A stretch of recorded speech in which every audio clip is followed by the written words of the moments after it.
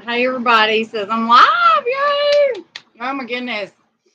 Oh my gosh, I need help. I've been trying to, y'all know how I used to do when I had Amy Joe, and I do all the social media and all that, and I haven't done it in so long, and it's got to be done. Got to get these uh, YouTube videos out, podcast, which podcast technically is just no video recorded, which that's what we did with SoundCloud. But hold on. If anybody's in chat, can y'all say something? It's not pop out chat. Hey Terry, let me pop out. Oh, oh, that's okay. That's really big. Hold on. Uh, so what just happened? I don't want to pop out chat. Chat. Some messages such as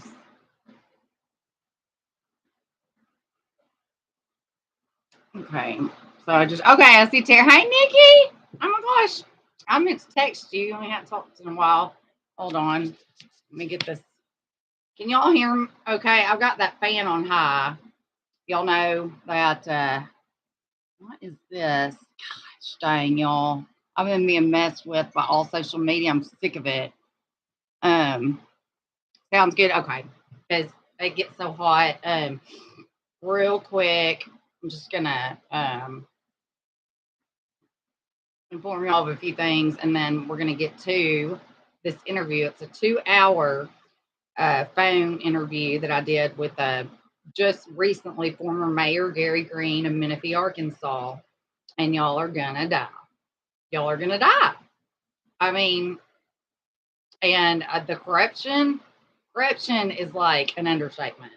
I mean, we're talking mega illegal stuff, and as you hear the conversation, there's something the bad guys are planning for this town, okay? And it's not good. But you'll hear all that and everything he went through in his 4 years of being the mayor there. Hey Midnight, how are you? You're here good. Anybody that's watching, please chime in and chat. Gary Green, the mayor, I sent him the I sent him the link, so hopefully he'll chime in. Okay, Mayor Green. He says he's watching as I text. So, Mayor Green, do you know how to talk? I don't know. Do you ever watch live like podcast or podcast? I'll just call it podcast. It's eventually going to be a podcast. I mean, podcast you do over like SoundCloud or you know all those different you can do at iTunes, whatever. Which is what when I get my other computer back, I'm gonna upload all like 60 podcasts when Amy Jo and I were still together because that's good work. And people, and so even though you won't be able to watch them on YouTube, you can listen to them on SoundCloud. But I got to get that computer out of the shop. But anyway, so yeah, it's a podcast deal. Just because I'll probably even go back and upload like just the sound of these videos after I get all the old ones. So I have a lot of work ahead of me. But anyway, he says he's in there. So Mr. Mayor, as I call him, he if you know how to talk in chat, say something, say hi to everybody. They're gonna love you. I love you. He is freaking awesome. Um, y'all are just gonna die. I mean, this man is amazing, and everything he went through, you're just gonna die real quick because I've been bad about this because y'all know I hate money. I hate it. It's the root of all evil. It's the devil, but it's a necessary evil. And I never because my work is so important. I forget to say, hey y'all, I do need money to finance the stuff. So I want on the front end so I don't forget to say it later.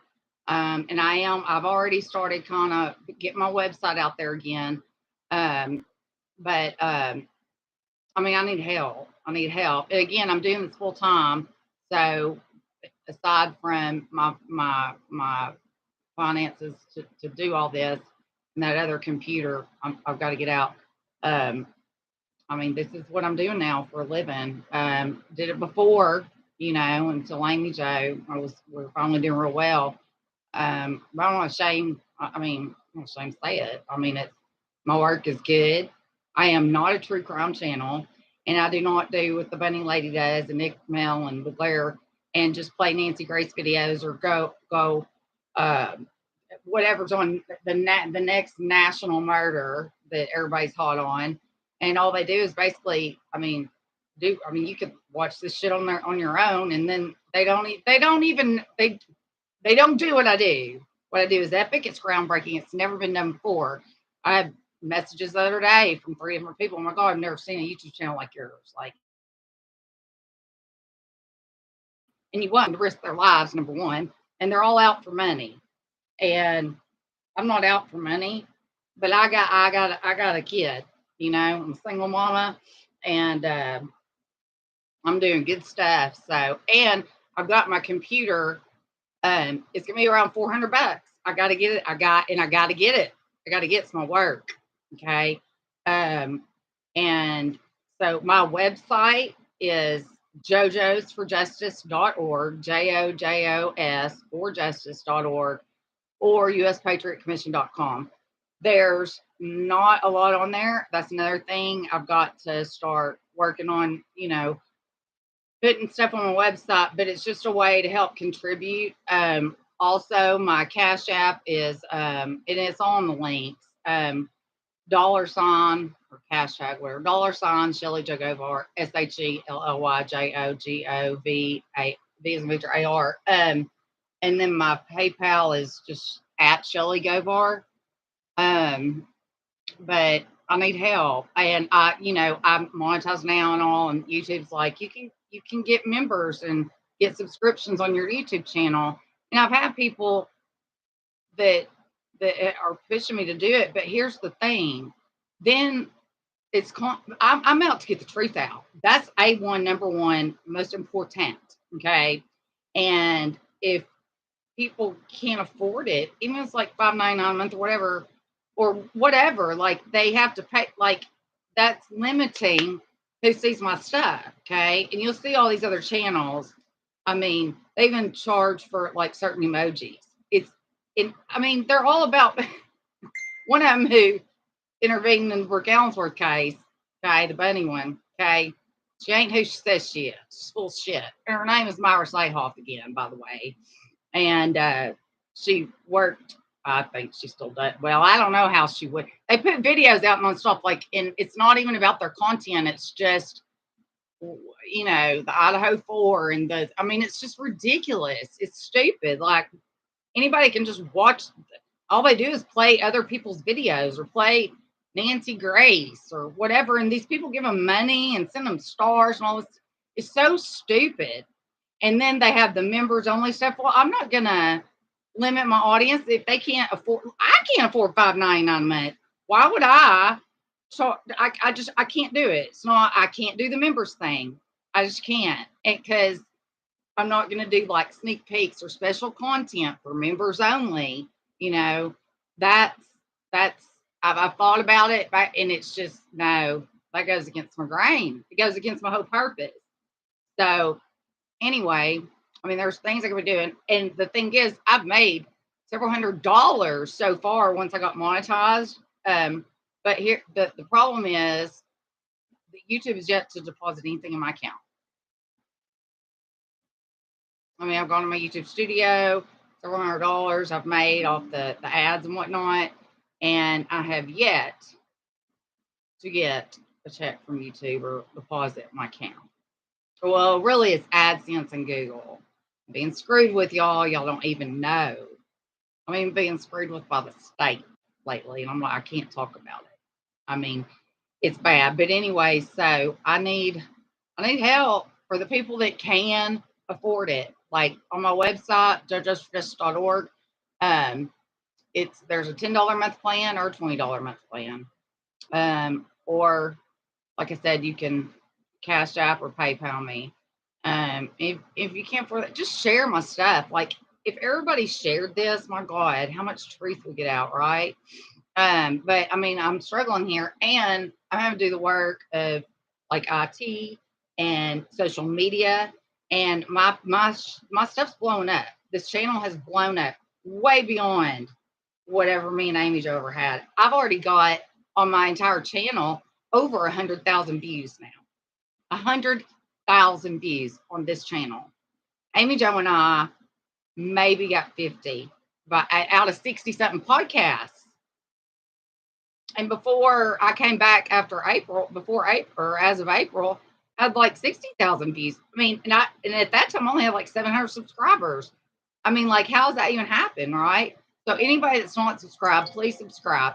Everybody hit, I want to say, smash the like button, smash the like button. It's so stupid. It's cringy. I don't like it. But anyway, but hit the like button. Because what happens when you do that, the algorithms, it's not about giving me act like, oh, it gets my videos out there to where, like, when you go on YouTube and all of a sudden all these videos and different channels pop up, or somebody searching for certain something, or in general something, and it has to do with anything like my stuff, like the videos will pop up. So please subscribe, hit the notification bell, click on all, and then just hit the like button and comment. But anyway, so that's my plea for help. And that's the last time we'll talk about me. And at the end, I might try to throw my stuff back out there. I don't know. I always forget. I forget because I'm not here for the money. I never have been. Anyway, so let's see. Terry says hello. Nikki, hey. Nikki says it sounds great. Good. Terry hears me good. Midnight Tia. Hey, Lynn. All my mods with the wrenches are in here tonight. Love it. You Midnight, you do a great job, Shelly Jo. Thank you. Thank you. That means the world to me. Okay. And like I said, even that can't afford it, that's just share. Like, just do, doesn't cost you a penny to share. But and then I've got the website, because I even toyed with taking the website down. But I mean, last year oh my God, it was so built. It's just sickening what all I've been through. And so at the very least, and y'all are going to see me, of course, a lot more. I know you already are. I'm doing really, really good.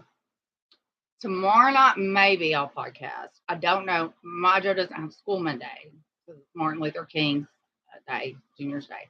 And so that means I can, hopefully start earlier. But I didn't anticipate all this stuff taking, because I did a short on YouTube. I've never done that. And now I need to start doing that. I was talking to Dee. She's like, she was really helpful, because I'm like, I got to do that. And I got to do the marketing side, meaning, and not even money wise, but just getting my stuff out there and getting, you know what I mean? And there's so much, and it's just a lot. So I did, the one thing I want to do was Instagram too. I got to figure out how to stream on all of them, if that's even possible. I know I need to download StreamYard. Anyways, I have so much in my brain, y'all. Y'all know it's a scary place, but we're going to stay on topic tonight. Let's see. Share this out. Thank you, Midnight. Share it on, I don't think you can share it on Instagram, but like Facebook, Twitter, whatever. Let's see here. Lloyd Fox, watching from work. Hey, baby, we got to talk. We have got to make it. Text me whenever and let me know when you're off work and we can make it happen. Because like I said, I'm my schedule now. I should get up, take my just school early, and then I go straight to the gym, go to McDonald's, get me something to eat, my breakfast, come home, and I'm researching, and there's so much, and I'm watching certain things and putting things together. Anyway, so maybe we'll talk about some of that on the tail end of this, but Menifee, Arkansas is in Conway County. Now, Conway County is it borders, or what borders it is, Perry County. I think he said Menifee. It's so tiny, and you're going to hear it's a gold mine, and they're trying to annex it. Basically, Plumerville's trying to take it over, trying to take over their water, which means they take over their garbage and all that, and make it Plumerville. He said even when you uh, Google Map like his address, it doesn't say come up Menifee, Arkansas. It already comes up as Plumerville, and it's a big fight, and it's a not there's only 266 people there. They're trying to die the town out, okay? And the young folks leave. Like same thing going on in Newport that we've talked about with that John Conyers or Connors, whatever. We'll talk about him again at some point, but where they're getting all they're killing off all the addicts with the fentanyl they're adding in. Johnny Ray Calkin, very helpful doing that, okay? And then then the kids that aren't on drugs, they get the hell out of there. So all that's left is he's trying to turn the whole town basically into a retirement gold mine while he's got doctors over there at the hospital in Newport, cancer doctors, because this guy does everything. This corner, like he owns land. He's an insurance. He writes insurance policies. In Arkansas, you can write an insurance policy on anyone, total stranger, and by law, they don't ever have to know about it. And when you die, they can cash in, and nobody knows. Okay, Connor, we talked about this before, where he writes, but cancer doctors call him and say, "Okay, so-and-so's got 6 months to live." That bastard Connor sits there and writes life insurance policy on those patients. Then when the patient dies, he cashes in, gives the kickback to the doctor. Yeah, doctors are in on it. Okay, bad shit, and it's going on all over the state. Okay. Anyways, not to get off topic, but so let's just get into this. Let's play. Gary, have you figured out how to talk in here? Because the thing is, like, oh, thank you, Terry. Terry just sent me $20. That is so sweet. Thank you. And that's the thing. Everybody's hurting, and you know, the people that watch that are comfortable and like, man, you couldn't put your money in a better cause. I mean, that's just facts. Facts. Um, And by the way, my dad, real quick update. Somebody's asking, text me. Bad stuff. He's on a walker now, and I have to help him. Me and Majo, she's here. We won't he can't hardly walk. He has no muscles left.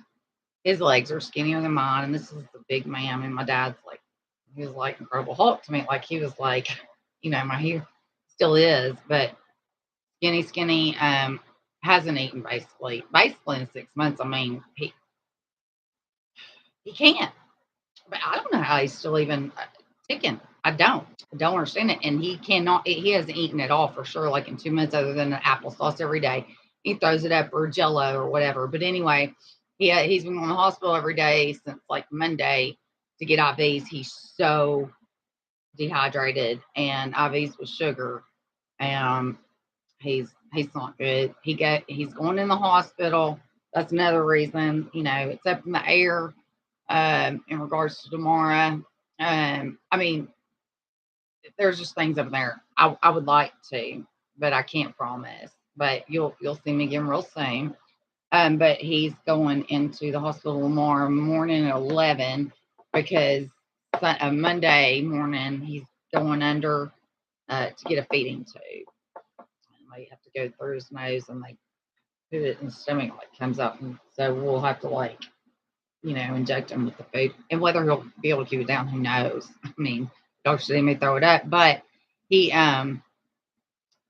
got to get that, and they can't. But there was one they wanted to do something different. Not Lori, you're a nurse, you would probably know there was something that was like better or whatever, but that oh, thank you, Nikki. She spent $25. Oh, thank y'all. Thank you. Because I really want to pay this guy, and he's so sweet holding that computer for me. He's a sweet guy and understanding, and I gotta have it. But thank you so much. Y'all are so sweet. So anyway, they want to do this other thing, but for that he has to go like completely under general anesthesia, and he won't survive that. The doctor said, I mean, that's way too risky because he's just so weak, you know. So they're doing this other one where they just put him under like probably fentanyl Versed, you know, which same thing like if you get a colonoscopy or scope, you know, where you're asleep, but you're not under general anesthesia. And so it's just prayers Monday that he makes it just through that. And then the doctor will keep him. I mean, that's how bad it. I mean, it's outpatient surgery, but the doctor, he's just so weak and stuff. The doctor's definitely going to keep him Monday night and possibly Tuesday night. So obviously things are real up in there. He, unless there's, I mean, we're at the end of the road here. We are.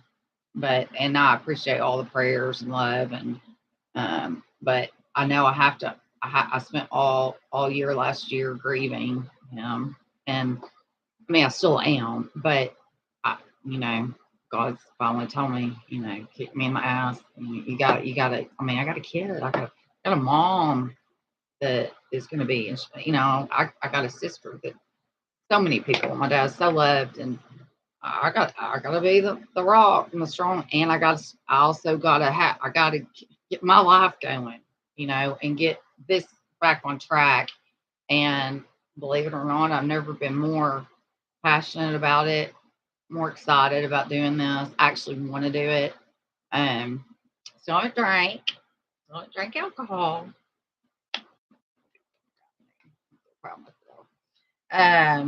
Anyways, I'm doing really well. Doing really well. Okay, so let's see. Keeping in my prayers for all. Praying for your dad. Thank you, thank you. They probably wanted to a G2, but he's not strong enough. Yeah, that's it. That's it. Yeah, and so he's just not. Um. Let's see.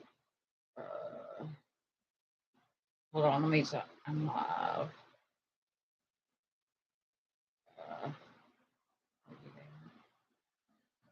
Okay.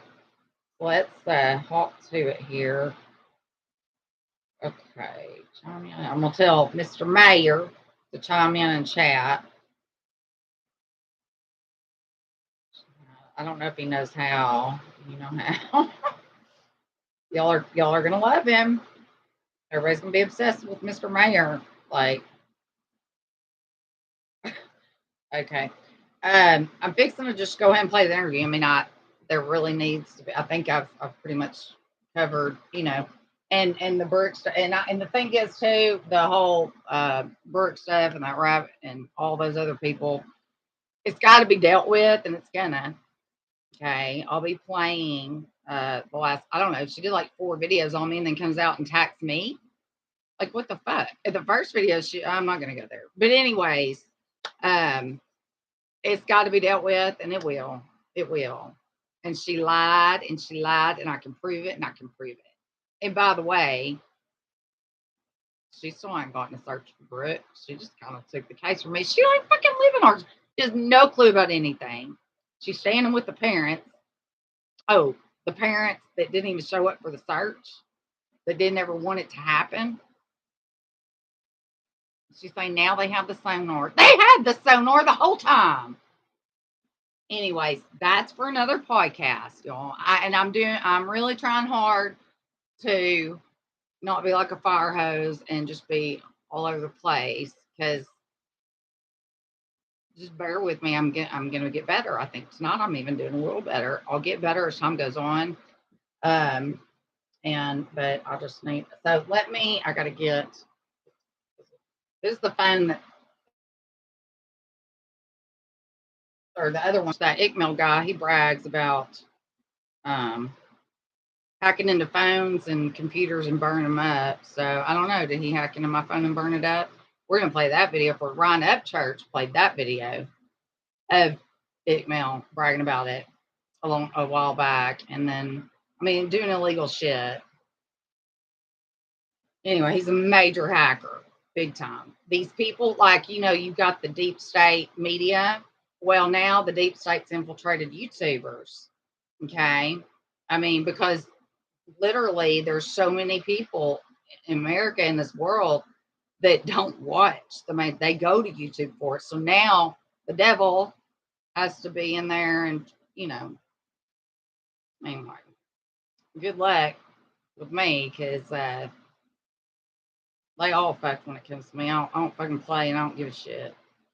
All right, I gotta turn this on, and y'all let me know when I start this. It's about 2 hours, which means, and I haven't eaten, so here in just a little bit, y'all are gonna see me eat a bowl of steak.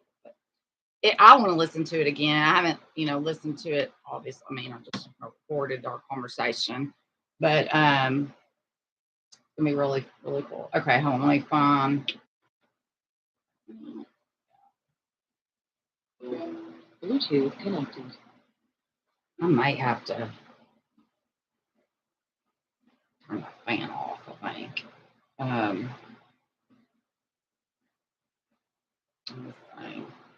We'll just say, yeah, I probably better turn on what. Oh, I got Larry. Hold on. Larry Joe, he's here. Oh, he's doing what he's always doing, sleeping. He got his bath earlier. And his berries, so he's doing well. But y'all's gotta hold her Larry. Let me turn the fan down real quick so you guys can hear. I'm just gonna turn it off, and then if it's okay, then I can turn it back on.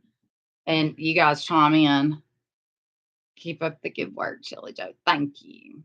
So proud of you, Shelly. Thank you. Those comments really mean a lot. Okay. Let me play this. This is recently former Mayor Gary Green, who should still be the mayor. And he went through 4 years of hell, and he is still fighting. He's like us. He's the outlaw rogue, crazy motherfucker that's gonna fucking, no, like he's not gonna go with the wind, or go with the, whatever. He's gonna buck it. Okay. Let's see what I think. Yeah, it's 2 hours and 10 minutes. Here we go. And I'm gonna do my best not to pause it, and because I think I covered all of it in the conversation, but if it's just something super important, I might pause it. But otherwise, I just want to let it play. Here we go, and y'all chime in chat. What's tonight's topic? BMC. You'll have to go back and watch the beginning, but this is former Mayor Gary Green, who I interviewed 2 nights ago over corruption in Menifee, which is Conway County, and is only like 5 minutes from Conway, 5 minutes from Morrilton, or well, I think 15 minutes from Morrilton. But anyway, over there by Perry County, Plummerville, bad stuff goes on over there. Bad. We know this. So anyway, just listen, and y'all see how even me and him came in contact. So okay, here we go. All right, Shelly Joe here. Just for justice. Getting ready to call Mayor Green, former Menifee, Arkansas Mayor Green, former mayor of Menifee, Arkansas, just 5 miles. He's in Conway County, 5 miles west of Perry County. Expect to learn a lot. Anyways, it's January 12th, 2023. And conscious today. It's 47 p.m. Getting ready to call him now.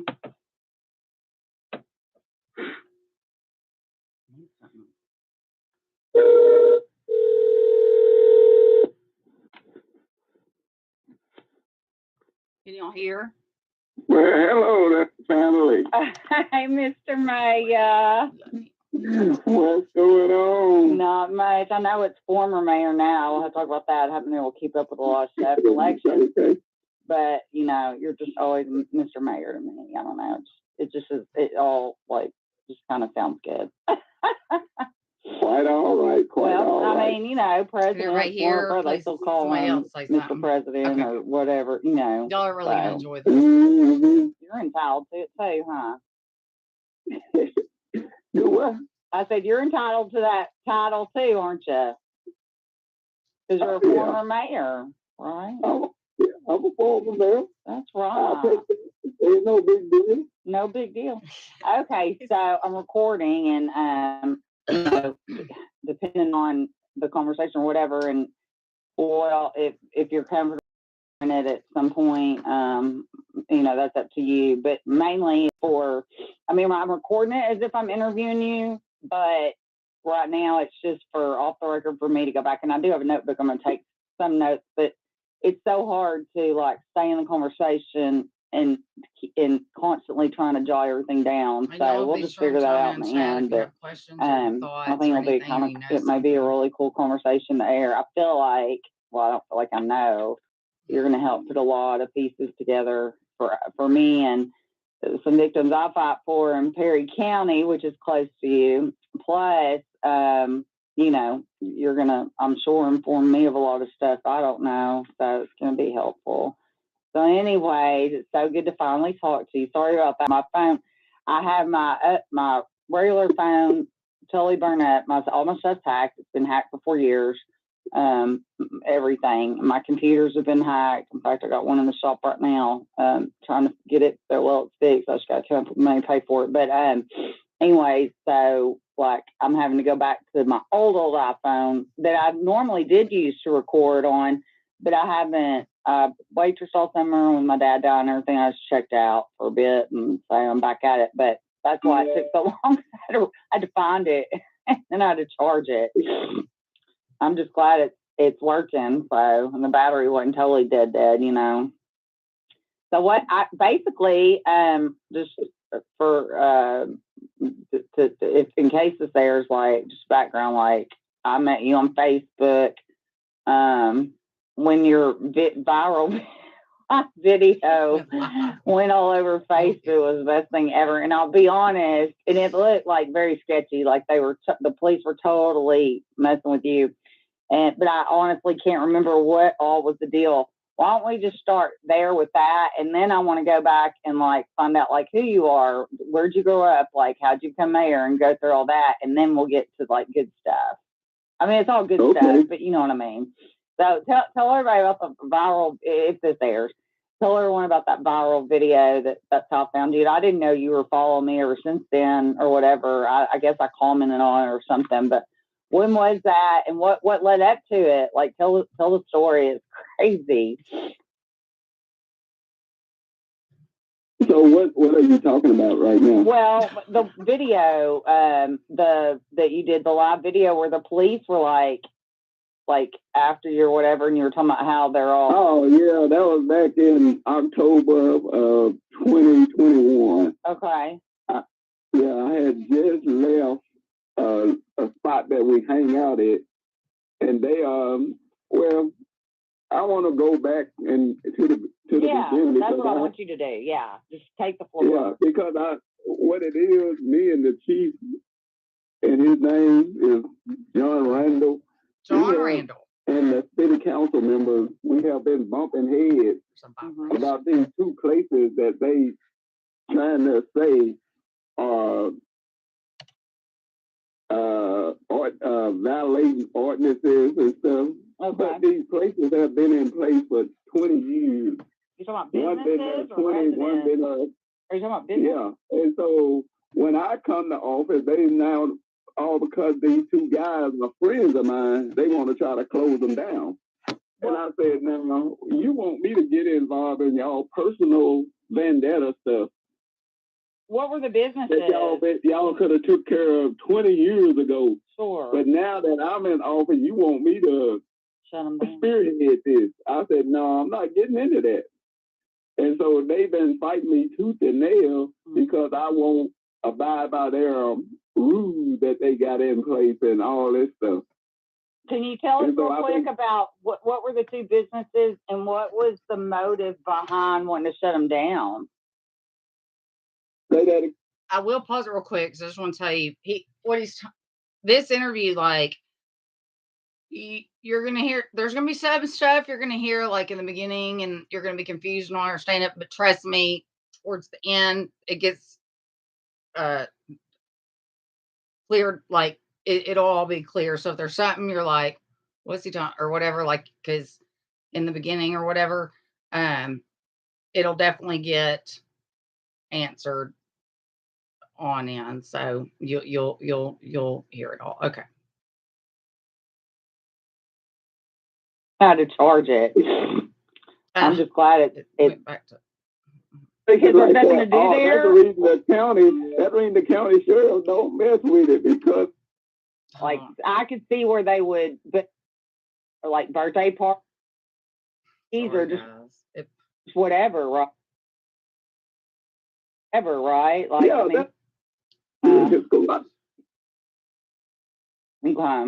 they hate to get people having fun. That's that's the whole idea. So this guy stay way across on the other side of the interstate, and there's a guy on this side of the interstate that says he can hear his music from the other side of the interstate. Yeah. Come on. They just be making up stuff. It's just personal stuff. And the county sheriff told me, he said, man, he stopped sending his police officers down here for personal vendetta stuff. Because they weren't doing anything wrong, right? Or, I mean, even if they were doing anything illegal, they didn't know about it, and they didn't have probable cause, I guess. And if they did, I'm sure it sounds like they've been in there a bunch and never caught. I've never heard this before. So it's somebody's home and they built like basically like a playroom or something. I mean, not for kids, but for adults to come hang out, shoot pool, whatever. But do they like charge the people? Like how? Like what makes it a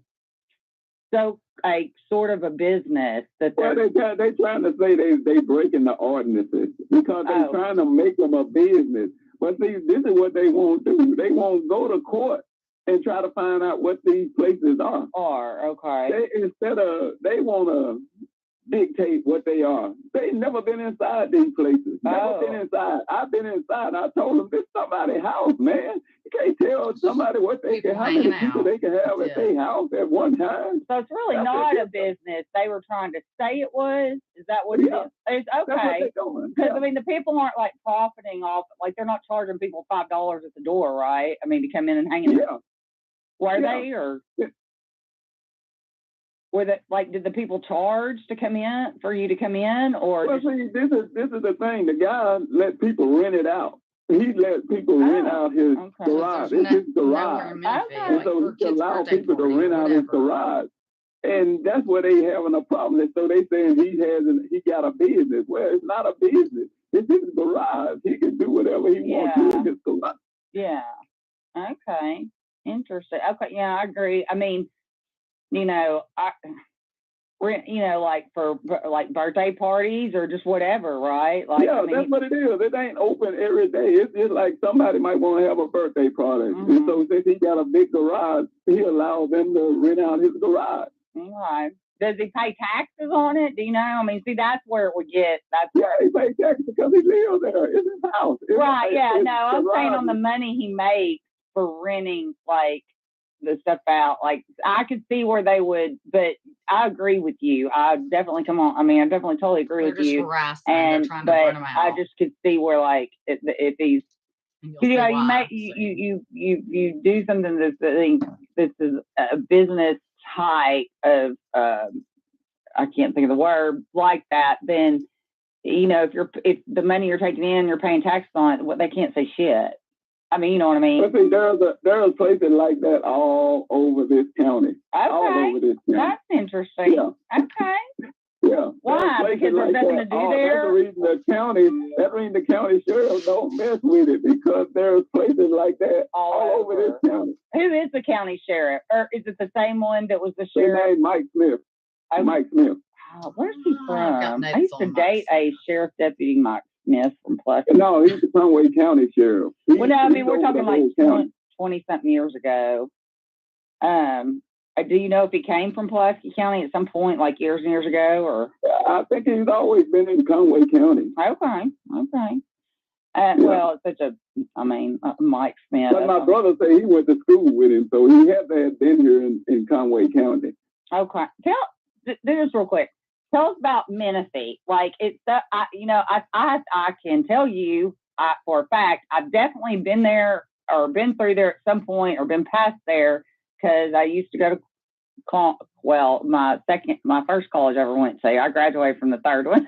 Went to ULR, but UCA, that was my fun, Right. And we would go to Morrilton to the Golden Goose. Do you know what I'm talking about?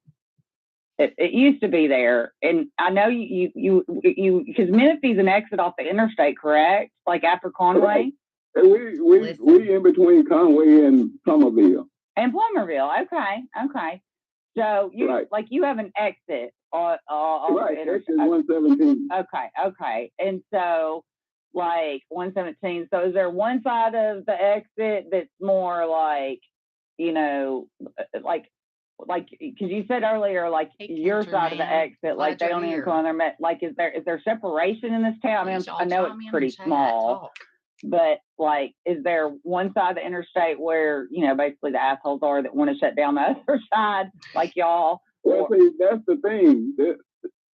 Menifee is not that big. Y'all gonna learn so much. Where this guy building is, his house, his building is the end of Menifee. Okay. And on the other end, there's a graveyard on the other end, and that's the end of Menifee. Well, Menifee go all the way to Green Bay Packing is in Menifee, and that's the end of Menifee. What did you say? Green Bay what? Green Bay Packing. It's a lumber company. Oh, okay. So it employs probably a lot of people from there around. Yeah. Sounds like a big, okay. What else is in Menifee? Do you have a McDonald's? You have what now? Do y'all have a McDonald's? I'm just trying to get if we air this for me too, even personally, privately, I'm just trying to get a lay of the land, what kind of do y'all have a McDonald's? Are y'all even big enough for McDonald's? We don't have anything. That's the thing. Okay. This town been incorporated since 1966. Okay. We used to have a filling station. We used to have filling stations here. We used to have a truck stop. Mm-hmm. Right off the exit. Okay. All of that stuff has left here. And so we don't have anything. We don't have a store. Oh. We have a barber shop and a post office. Wow. And that's about it. Oh, that's sad. See, that's what I'm saying. They haven't tried to generate nothing in this town, but all they're doing is picking on the people that live here. Yeah. Trying to make them do what they want them to do. And that's the problem that I had a problem with. Yeah. If you want people to live the way you want them to live. Yeah. So basically, that's crazy. You said it was incorporated in 1960, whatever, and you used to have a filling station. You used to have more now. Town should have grown leaps and bounds. Instead, it's been, and I know what they do is on purpose. They push people out and push the business they don't want to. Because that's what they're doing here. And that's what I brought to their attention when I first came out. I said, do y'all not see what they doing to Menifee? Yeah. They trying to make Menifee Plummerville. We got Plummerville post office boxes where they deliver mail on the street in the city limits of Menifee. Okay, Plummerville post. And we got our own post office, but Plummerville got post office box where people wanted their mail delivered to their houses, so they have to set up boxes in front of people's houses. So that took away. Menifee used to be 366 back in 1980. What does that mean? We're now at 274. Oh, population. Yeah. And y'all, I'm gonna assume it's 100% Black people, correct? It's predominantly Black. Oh, yeah, that's my point, because there's a racial component to it. You know what I mean? Interesting. And I know, I don't want to get sidetracked, but there's a racial component. At the end of the day, there's a major racial component, and they want to drive it's racism at its finest, and it does exist. And I used to be one of those that said, I don't say woke, I'm awake. But before I, realized, I'd always say, because, the average person, I'm not racist. I don't know anybody that's racist. So the American people, when they say, it doesn't really exist which they do inside it. I will tell you, Al Sharpton, all of them. You may be a big fan. I know you love Obama, but we'll agree to disagree. But there's incitement on both sides. But I get it. I mean, I see it, but it's been going on for years and years and years, and I do see it more than maybe. I mean, not more than you, but I mean, insofar as like where the root of it all. There's so many components to it. I guess what I'm trying to say. But yeah, they want to just like suck you guys dry to where you don't, and at which point, I mean, I don't know. I'm sure there's drug problems everywhere. Do you know what the drug problem is like in Menifee? You only have about 300 people, but what did it in you? Or you said it was 366. At when? When was it 360? In 1980 was 366. And now you're down to 274. Okay, and probably those people would like to get out or grow their town, one or the other, and they probably can't because they can't afford it. I mean, I'm wanting you to respond to that. Is basically what I'm saying. Like, yeah, but this is the thing. They systematically trying to manipulate this town into Plummerville because Plummerville is the next town. I have people, when I was the mayor, they say, Gary, don't y'all know y'all living on a gold mine up there? Because we the only all-black town. We got our own exit. We got the railroad run through here, the Arkansas River, and we got two different highways that run through. We got Interstate I-40 and Highway 64. Yeah. So we got 4 things that come through here, but we're not taking advantage of none of it. Yeah, y'all should be booming, but they don't want it because exactly. So Plummerville, so we got a case of like annexation, like Plummerville's trying to take over Menifee and make Menifee a part of Plummerville. At which right? point, that's what they're trying to consolidate. That's what they're going to end up doing. That's what I keep telling these knuckleheads around here. They are systematically moving because if you come through here and you say you want to put on GPS to find Menifee, it's going to come up Plummerville. Right. They have already put the Google in place to make this Plummerville. Wow. Yeah. So when we order packages, when we order something, it'll always say Plummerville. When you have your own post office. And Menifee. Say that again. I said, and you have your own Menifee post office, so why would it be Plummerville? We have everything. It doesn't make sense. No. But they're not paying attention. These older people are not paying attention because they're too busy fighting against each other, and they just said they buying up. They buying up all the land. Menifee don't own any land. They never bought with land that was for sale. Menifee never bought the land. Talking about we're not in the business of buying land. They can't anymore. You're right. They can't write the tickets anymore. That tells me the previous mayors and all they're being paid off under the table to allow Menifee to be like. Those officers did that on purpose. That's what I think. Yeah, that's exactly what I think. Yeah. Okay, we're on the same page. I mean, that's there's so much, and this will take more than one phone call, and I figure we'll talk for at least an hour and a half tonight, if not 2 hours, and then we'll talk again because there's so much. I mean. Oh my God! Like you're like a gold mine for me, and so far in my audience, and I know Perry County. I don't even know if we'll even get to that because I know you guys know stuff like the Sheriff Scott Montgomery and all the shit he's into, and police chief and whatnot. deputies. I mean, I'm assuming you do. I don't know, but I know when I'd asked you in text how far you were from Perry County, you said what? How far are you from Perry County? Perry County is probably 30 miles. Okay. It's like on the other side of Bigelow. Perry County goes out. Yeah, it goes across the river. Yeah, we got Perry County is on the other side of the river. Yeah, and then you've got Plummerville and all trying to fit because like Plummerville and all of this area is Conway County. Yeah. Morrilton, Plummerville, Blackwell. Bad shit goes down in Morrilton too. Most people are disappearing from over there, and and people don't know about it. I always tell people we have probably at least 15 Arkansans minimum per day go missing, and no one ever knows about it. And the reason I do is because people tell me. Okay, the news, not even you won't even see it on Facebook. Unless it's a family who's like, screw this shit. Like I'm gonna, and they just dig their heels in, and that happens, and that's how come, I know. But like you said, Menifee, like, I mean, yeah, it's a gold mine. Are you kidding me? You've got the river, you've got the railroad tracks, you've got Interstate 40. Are you kidding me? I mean, come on.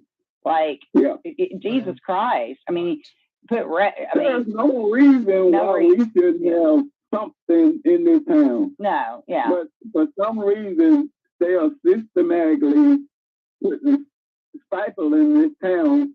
So they want it to be Florida Plummerville. And that's what I'm thinking, and that's what they are doing. Oh, you're correct. You're correct. And when you say that for some reason, we know that there's sinister shit behind that.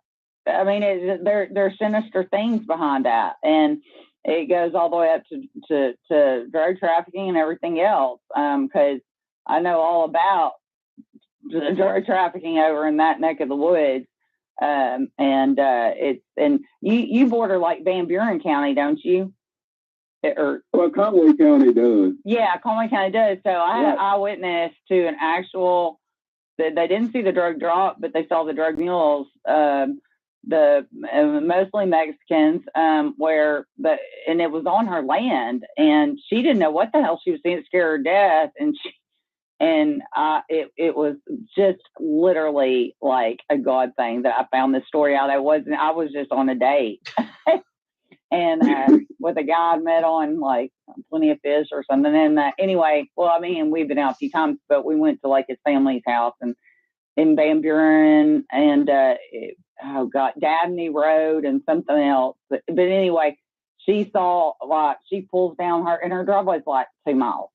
And she started to pull down at 10 o'clock at night. She's never out that late, but like somebody in her family had been rushed to the emergency room in like Clinton or more, I don't remember. But anyway, so she was coming home and she literally saw like there was like 20 to 25 people, and some even younger kids, not little, but 13, 14, and adults. And they're all in camo, which is exactly how I told everybody these drug drops were going on for years and years since the Boys on the Tracks in '87 and with Clinton and all that.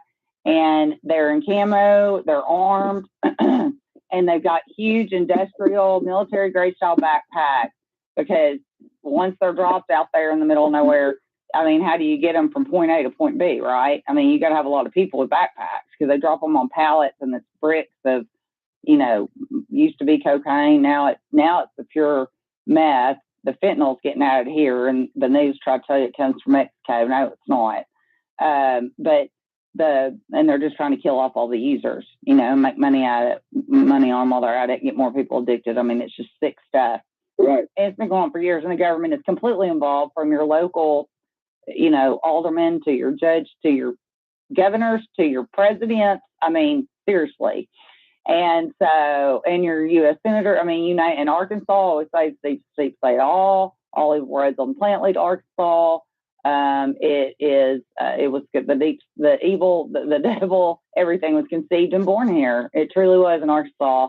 And I've proven that over 4 years for sure. I don't know if you've, seen up to where you would agree with that yet. You would one day though, I'm sure, because you have a good, you're fair, I can tell. And you're going to call it like you see it. But this the thing that people don't realize. There's the money that flows through Arkansas. There's a lot of people's hands in this money. Mm-hmm. And all of this infrastructure money that was given out, mm-hmm. there are still a lot of money that hasn't been disputed yet. And we got and this is where I tell people, pay attention to what's going on around you. Look at Little Rock. Mm-hmm. Look at Bentonville. Look at how they redoing the highways in Little Rock. Always, all the way up to Benton, all the way go to northwest Arkansas, all up in Rogers and. Oh, Mayor, you're good. I'm sorry, but yes, I'm clapping. I'm always be clapping. You're right, and that's that world headquarters of Walmart. Tyson, go ahead. Yes, Northwest Arkansas is a huge problem. Go ahead. Yeah, and so this is where all the money is flowing right now. Yep. And so they need to consolidate a lot of these little bitty towns because they sending out all of these grant money and stuff, and they trying to stifle this and get some of this money back and stop sending it to all of these little bitty towns that's not doing anything. Yeah. They're not growing, but yet we steady sending all of this money to them. And so that's the reason I'm saying they trying to consolidate. Right now, there's a bill on the table. It's called 605. It's about water. They trying to regulate the water now. In Menifee. So if you're not in compliance, they're gonna shut you down. And if they shut down the water, then they got Menifee. They got them, yeah. Making really the tunnel view. Yeah, it's the utilitarianism, and I learned that in college because my degree was in political science. My minor was in legal studies. I was going to go to law school, never happened. That's a whole nother fun story. But anyway, yeah, it's you get control of people's utilities, basic needs, and you got them. Yeah, you're totally correct. Yeah. And that's what they're trying to do. They're doing it right now. Every time, if you pay attention to the legislators that's in Little Rock. This is all the kind of bills they passing now, trying to legislate water, fuel, and all that kind of stuff. Yeah. So they can get a handle on all of this money that's being wasted. Yeah. Well, and they're stealing it too. I mean, they're stealing, a lot of it goes through the Department of Finance Administration. Well, that was created by Clinton when he was governor in order to launder money and steal money. And so I mean, I'm sure you're very intelligent, very at a level. It's corrupt. I watched it. I used to go to Mars, and this is a thing that people don't understand. I went to Mars, and I'm the only African American guy with all of these Caucasian guys. Wow. And all they talking about is their towns and what they gonna bring to their town and blah. And so I asked them for some money one time, and they told me we can't do that. I said, now I'm saying, why y'all keep asking me to come up here? What am I coming up here for? If y'all not gonna help my little town? You wasted my time. You wasted my time. Oh my God! I'm gonna ask you now if I can air this because you're gonna be the biggest rock star. You're the best. You're. Well, I can't talk about what happened on October because we still going to court on that. What? Oh, so I can't talk. That's the reason I got away from that subject because I can't talk about it because I appealed it. We went to court, and so I appealed the decision because it was corrupt. If I would have did it here in Menifee, I would have already been tried and convicted because they had already talked to the judge and everything. They had it set up, so I was bound to lose. So I told my lawyer, no, we're going to do it this way. We're going to take it to another court. And if it don't work in that court, I'll appeal it to the next court, to the Supreme Court, because I'm not taking something that I didn't do. Are you talking about what resulted from the viral video?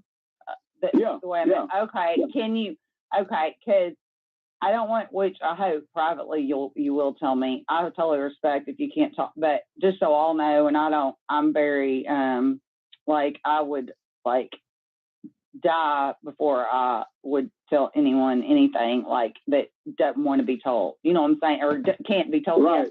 So maybe private, but what can you, so, I mean, what, because I really do want to air this. Good. So, what can you say surrounding? Because remember, when we started beginning conversation, that's how I met you. I mean, I've never met you in person, but that's how I met you was on Facebook, and I was just oh my God, and I'm this guy's telling the truth. You were these assholes are. Well, see, that's what the people don't. Cops had AR-15s. People are willing to believe a lie nowadays. They don't even know because if you look at all the people that follow your guy, they rather believe a lie than the truth. You can tell them the truth and they will call you a liar. Where'd you get AR-15? I've been living in this town for 60-something years, going on 62 years, off and on 62 years. Okay. Everybody knows me. Yeah. Why would you believe somebody that's been here 2 years over me? But because they never wanted me to be the mayor in the first place. I only won by one vote. And are you serious? Yeah, I only won by one vote. Wait, take us back to the election. How long were you mayor for? 4 years?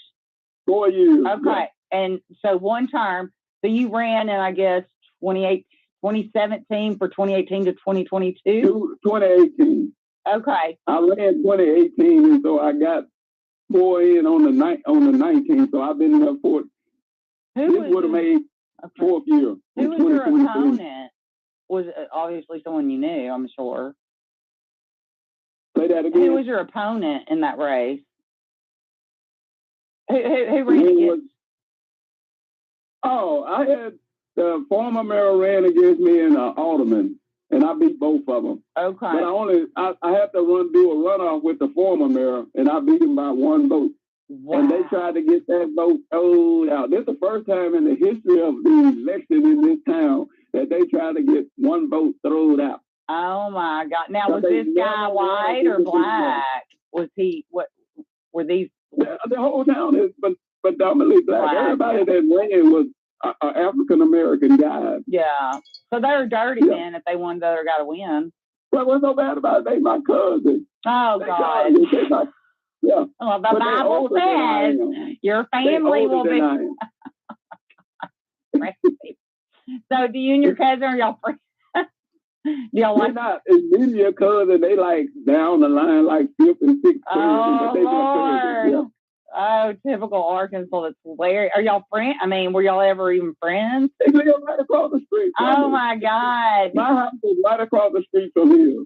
So when you won, did he tell us about that? I went over there and apologized to him. I because I always thought it was the mayor that was causing all this stuff. But when I became mayor, I saw it was the council members. He told me every mayor that's been before me said it's the council member. Yeah. It's never the mayor. It's the council member. Members run the town. They do nothing. Council member. They show up for these 12 months. It's supposed to be a 365-day-a-year job for a council member. They only come once a month.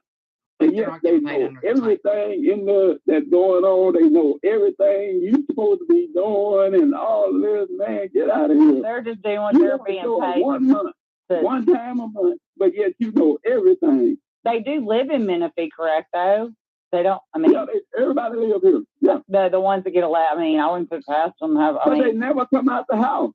This is the thing. They never come out the house. I go out and meet people. I go out and hang out with people and stuff. I still do. What I was doing before I became mayor, I was still doing it when I was mayor. That's what they were mad about, because I still hang out where everybody and we talk politics, or we just sit around and we have a few drinks or stuff like that. Yeah. We play space or something like that. But they mad because I'm more popular with these guys. I did more for everybody. If you ask anybody, I did more for this city than any mayor before me. And everybody will tell you, I had this guy just called me yesterday. He said, man, you was the best mayor. They don't even know. You was the best mayor for this town. I said, man, I appreciate that. He said, man, you did more for this town. Even people that in March, I was at a funeral, and they said, man, you got Menifee looking good. Man, you doing this, you doing that. And I said, man, if my council members here and y'all say that, man, they mad right now. They be mad, yeah. Well, they've been on council for 20, 15, 10 years, and they ain't did nothing. And yet I'm here doing all of this stuff, and y'all bragging on it. Oh, they mad. It's a full-time job, which means full-time pay, right? They're getting. It's not a full-time job. I made it. I did it a full-time, but it's a part-time job. Yeah. It's only supposed to be for 4 hours. So how much were the aldermen making then for staying in their house?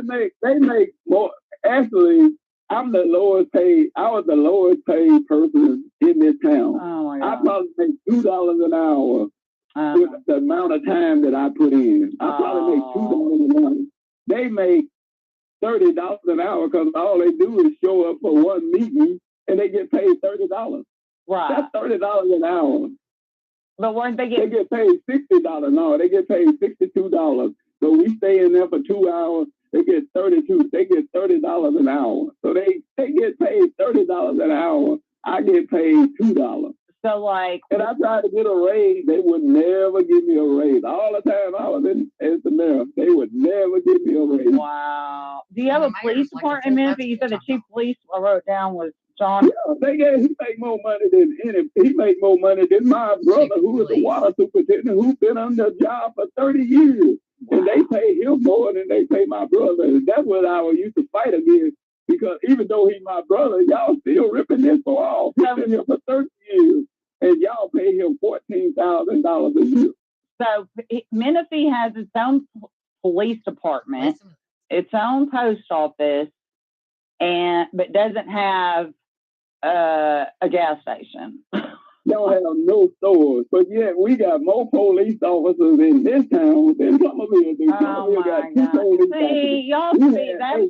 We had 8 police officers on payroll. Oh my God!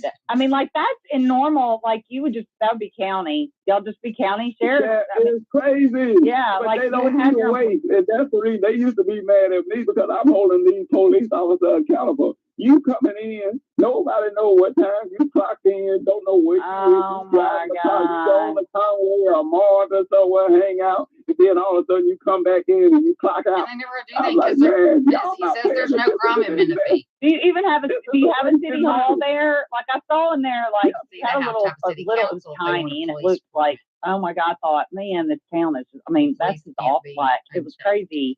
Like it is a wasted money. We pay the police department. I just counted it up for the next budget. They never took no money away from the police department, even though they can't write tickets for a whole year now. They can't write speed tickets. They can't patrol the highways because they got wrote up for speed trap.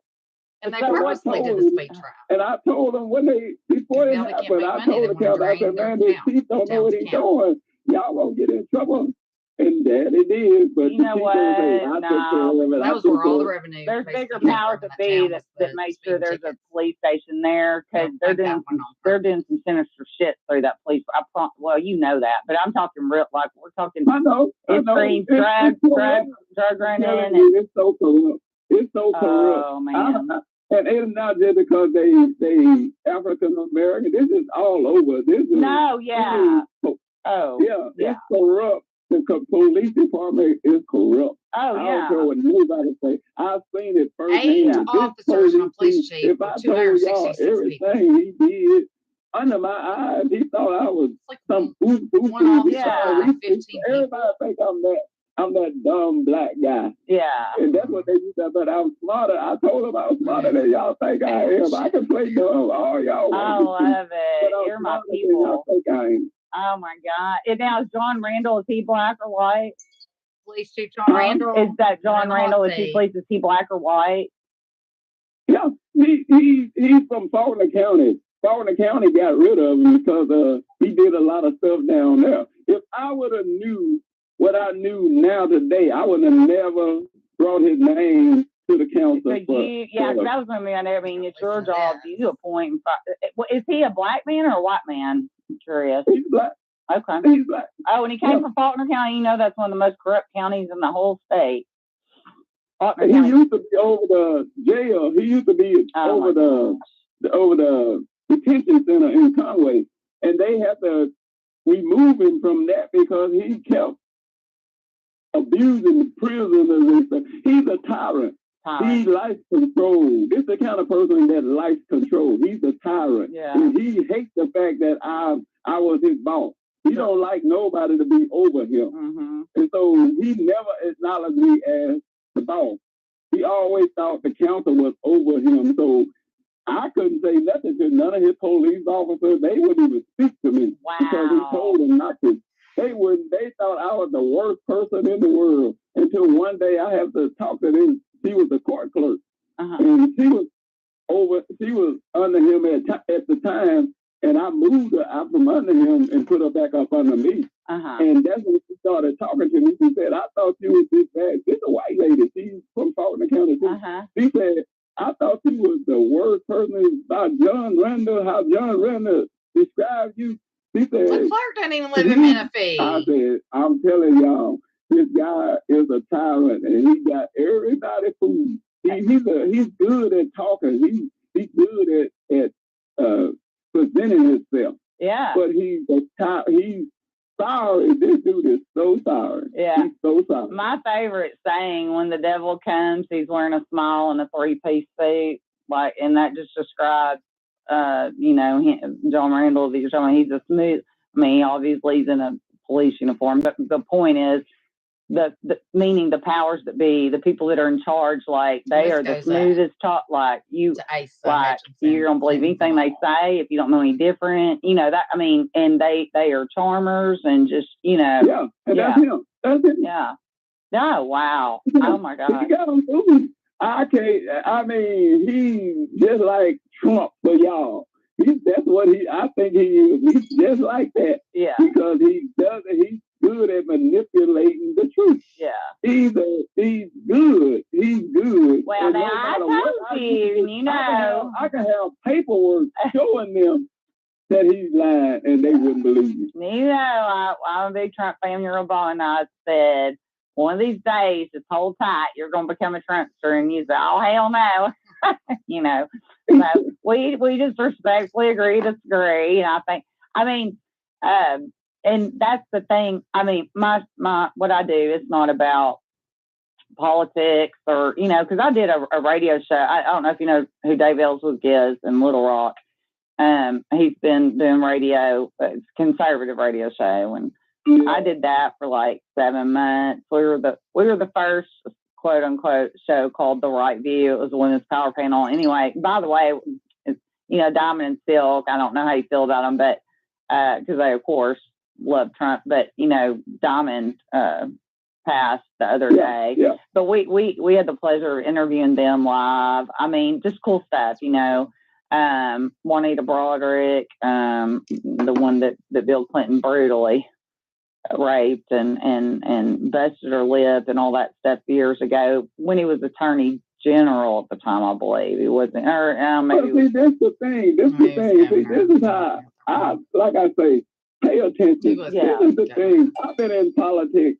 I've been watching politics most of my adult life.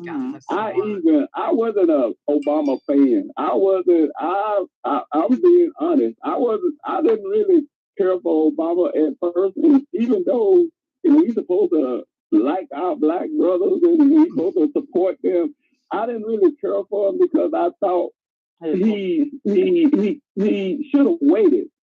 He should have waited. If he would have waited, we could have controlled the whole dynamics of the system right now. We could be the Democrats, and I'm not really a Democrat. I'm progressive.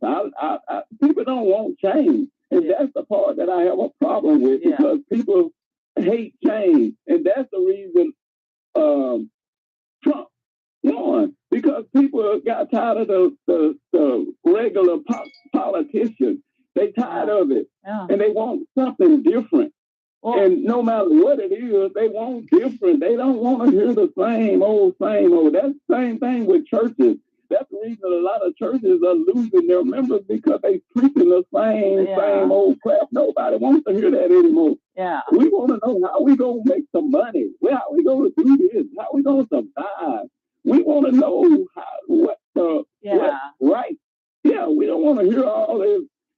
And you're right. You want the truth, and the thing is, and this is a compliment, and I know you probably don't take it, but you're like the black version or African American. I'm not politically correct. Whatever. I don't see color. I see souls. I see it. But like you're like to me like the black version of Trump. You're so refreshing. You're so on. I know you don't think Trump's honest, but like you're yourself, let's just say Trump, good or bad, indifferent, he's definitely himself. He never changed. So whether that, you're right about him and I'm wrong about him or vice versa, at the end of the day, what you saw is what you got. You know what I'm saying? And so with that, like that, you are that part, like you never sold your soul to the devil the whole 4 years. And I know I'm sure there were instances where, they probably, there were probably so many times where you were manipulated and set up and you didn't take the bait, I can only imagine them trying to get you on something or. That's what they tried to do. They were trying to get me on something to get me out of office. They were trying from day one. I'm telling you, from day one. They never wanted me to see them because they knew I would see all the corruption, crap, and I would tell people. And that's what they didn't want, me going out telling people their business. Right. They were mad that I used to put stuff on Facebook. Why are you putting all our dirty laundry out on Facebook? I said, well, don't have dirty laundry. You don't have to worry about it being on Facebook. I love you, Mayor. You're so great. Oh, my gosh. You should have ran for governor. Like, I don't like Sarah Sanders at all. So, I mean, but, like, my audience is going to freaking love you. And I'm going to tell you, their worst nightmare is you and me hooking up and exposing stuff and giving you a voice and a platform because they all hate and I can tell every sheriff in this whole entire state knows who I am. The governor hates my gut. The former drug director, Kirkland, who's a fucking murderer, he hates my gut. And now the governor just put him up. Well, Asa did put him over the billions of dollars of the opioid stuff, the same epidemic they caused. Okay. They've always been involved in bringing the drug thing, getting people to do this. That's how they are. It's organized crime. And it goes all the way up to Wall Street. And, it's just the biggest, oh, my God. And it's all just a house of cards at the end of the day. But, they are going, oh, my God. I love it. This is so fun. I love busting these evil because they're the devil. That's who they are. I love being hated. Because in my world, you're either and in God, you're good or you're evil. Like give a black heart, black soul, or you're a light. Exactly. Yeah. That means I said it's both the right hand and the left hand of the devil. It's the same. They just one might be out weighing the other one, but they still the same. They're not doing anything for why we got people that come back from military. And we got them living on the street. What kind of sense does that make? They go out and put their life on the line and all this kind of stuff, and now they got to come back and live on the street. Absolutely. 1,000%. That doesn't make sense. We're the richest country in the world. And we got people living on the street. What kind of sense does that make? That doesn't make sense to me. I said, make it make sense. If you can make something, that's when I tell people about the Bible. I said, I read the Bible, but it doesn't make sense to me. So you can't make it make sense to me. Exactly. You can't make it because it doesn't make sense to me. Thank you. We share the same brain. I always say in my podcast, make it make sense. Make it make sense. If it doesn't make sense, I'm going to keep on and keep on. I don't care how long it takes until it makes fucking sense. Exactly. And if you make it make sense, I'll follow you. But if you can't make it make sense, I'm not following that crap. Oh my God, I love it. I don't follow crappy crap. I'm getting like chills and stuff. And by the way, just as a caveat, and we can get into all this later, I'm actually going to start doing a lot of podcasts and to catch up. But my boy's on charge with my baby case with my previous father-in-law. He was U.S. attorney, Bob Govar, back when Asa. Now former Governor Asa was U.S. attorney in the Western District of Arkansas by me over in Fort Smith, your neck of the woods, kind of close, and Mena and all that. And they were responsible. I was I was young at the time. I obviously didn't marry his son until late 20s, but he became a father-in-law, and I found out he was the dirtiest fucking motherfucker and with Clinton and all of them. And he was the one that spearheaded getting all the black people hooked on crack back in the 80s and 90s. And they would set up to where they would infiltrate the black communities. And Bob Govar, my U.S. attorney father-in-law, spearheaded the whole entire thing and targeted black communities, get them hooked. Then they would turn around and go set them up and arrest them. And that's when Clinton was president then, and he entered the mandatory minimums where people who just got caught with a little bit of crack went to prison for life. And that Clinton crime bill and that on the national stage, of course, all the conservatives were like, well, that's something. It was great. People didn't know. I didn't know. And I hated Clinton. I hate him now even more, of course. They are the devil, but I was like, I gotta give him credit there. You know what I'm saying? Like he knew how. But at the end of the day, there was a method to the madness, and it was a myriad of reasons for doing what they did. But the bottom of it all was racism and ethnic cleansing, is what it was. And that's what it was. And that's exactly what it was. Yeah, and but that's something I don't know if you know about me. So and there's more reasons, and I tell my story along the way, but I'm gonna have to retell it again because I've got a lot of new eyes on my channel. But like I've taken this, like I can't unsee what I've seen. I can't unknow what I know. Like I can't, and this is a journey that God's taken me on, and at the beginning of it said you either run towards it or run away from it, but either way, never look back, and I ran towards it and risked my life to do it. But it's like you said, in our text and stuff where we talk, like this is about our kids' futures. I mean, it is. That's the thing. Yeah, and I always said I'm going to create this podcast called Pay Attention. Yeah. Because people are not paying attention. What? Just look at, like I said, I've been watching politics off and on for my adult life, and God gave me this gift of insight, and so I see stuff before people see stuff, and I try to tell people I have a gift to see things before they happen. Yes. Yeah, by Biden the crime bill. Yeah, predict it. Why the Republicans? Why do Republicans have a problem with immigration? They have a problem because they are losing power. It's about power and money. The word already said they're going to come a minority. They're not going to be the majority because we got different ethnic and black. Mm-hmm. This is the reason they have a problem with black. We're the only race that can reproduce with any race out there.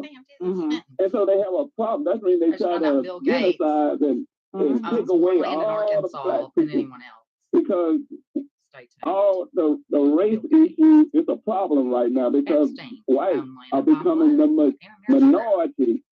In about 2040, they're going to be the minority. Yeah. Because there's all of these different ethnics that's coming across the border, and it's going to be a race of the Middleton guy hating air. Different colors, different ethnic, and whites going to be the minority. And they already know this, and that's the reason they have a problem with immigration. Well, it's not a fact. It's more than that, though, because the Republicans, the devil's infiltrated both parties. It's not just the Republicans, the Democrats have a problem with it. It's both of them.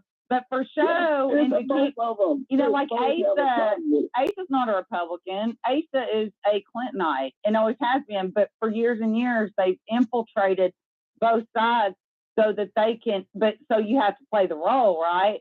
But behind the scenes, but see, that's what they did with Obama. Let me explain to y'all what they did with Obama. This is how Obama even got in to be president. He was never supposed to be president. Never. No, they were trying to divide and conquer. They were trying to sneak McCain in, and so they were going to divide the black race and the women. And so that's when they went and got Sarah Palin. And Sarah Palin was an idiot.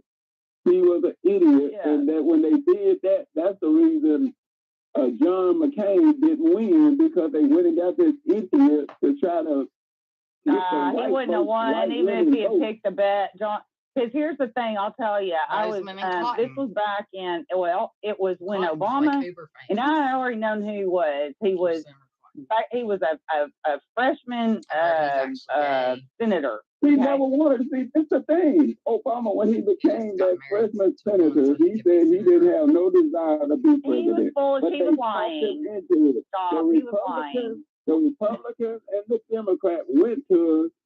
They did not want Hillary and Bill Clinton back in that office again. So they went to him and begged him, but they never wanted him to win. That's when they always said he's going to be a one-term president. They shot down everything that he tried to do because he never was supposed to be in that. I've been paying attention to politics all my life. They did it. But here's the thing. So back when the Democratic National Convention, before the second George W. Bush election, which would have been 2003, summer 2003. The summers is when they do the conventions, right? So Obama is the keynote speaker, and he's introduced literally to the world that night. And that's the one where he tells the story. He had to like to go back and watch the get bus fare like you can't. Nobody knew. And I'd already kept up with him. I could tell, like, because I'd watch C-SPAN all the time. And I was like, this dude, he's dangerous. I'm sorry, we disagree on Obama. He's just like the rest of them. But at the end of the day, I'm like, this guy's one to watch. Like, something's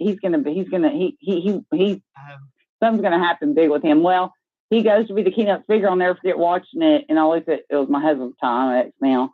And I said, holy shit, that motherfucker is going to run for president, and he's going to win in 2008. Mark my words. And that was 2003 at the convention. Well, see, that's the thing. And he's charismatic. He could talk.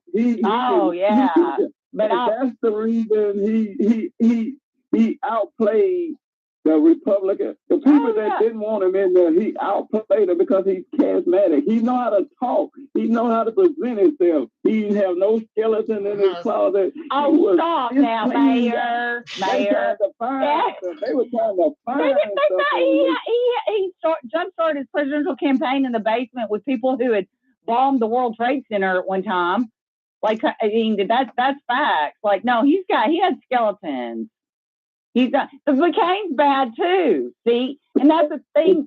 Either way, the deep state wins, because McCain is nothing but a fucking liar and a fraud all along too.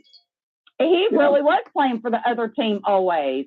And so that's what I mean by they infiltrated years and years ago to where now, like, you know, Ace is our governor and he's a Republican, but he always, you know, and he pissed Republicans off madly. But I mean, he's not really a Republican. He never was. He wasn't back when he was U.S. attorney, when Reagan appointed him years and years ago, when my future father-in-law Tom was U.S. attorney over in Little Rock at what used to be the TCY Tower, which was the original place that McVeigh and them, and I think they were patsies. That was a government job, but that was the original place they were going to bomb. But then they realized, you know, there was the yogurt place and all this and that, they say. So they chose the federal building in Oklahoma, but yet that one had a daycare too. But the thing, all that was about the Boys on the Track case, and you're going to learn about all that. You're going to die when you want to talk about many rabbit holes.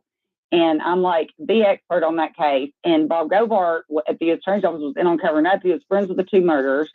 There were many people involved, including Clinton, but all the millions and billions of documents on that case were all housed in Bob Govar's offices at the U.S. Attorney's office in the old TCY Tower.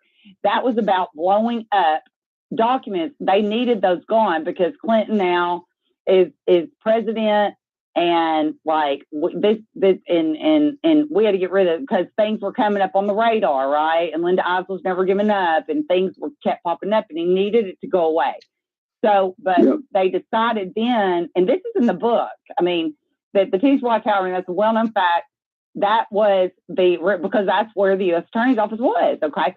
So instead what they did, they load up all the documents. This is a government hit job. This wasn't, you know, they recruited, you know, what was supposedly White, you know, McVeigh and all that, they probably were, but they just used them. You know, and who knows their involvement, if any. I mean, they can frame anybody they want. We know this, but that all aside, I don't know those answers. But what I do know is they unloaded all those documents of the U.S. Attorney. They drove them to Oklahoma to that federal building, put them in that federal building, everything, all the Whitewater shit, all of it, Mayor, and that's where they blew the building up. Okay, and that's why. That's where they did it. The building. And another reason was, okay, Clinton's president, he's from Arkansas, obviously. That would look really fucked up if somebody's attacking. Like, that wouldn't look good. And if you remember, Clinton was so guilty of all this. He took hours that day to come out and talk. Like, even the media, who is, like, in love with the man back then, they were like, where is the president on that? I mean, this is what one of the first, like, you know, we hadn't had anything like happen like that since, you know, D-Day, really. I mean, like, he wouldn't come out. It was like 8-9 hours later.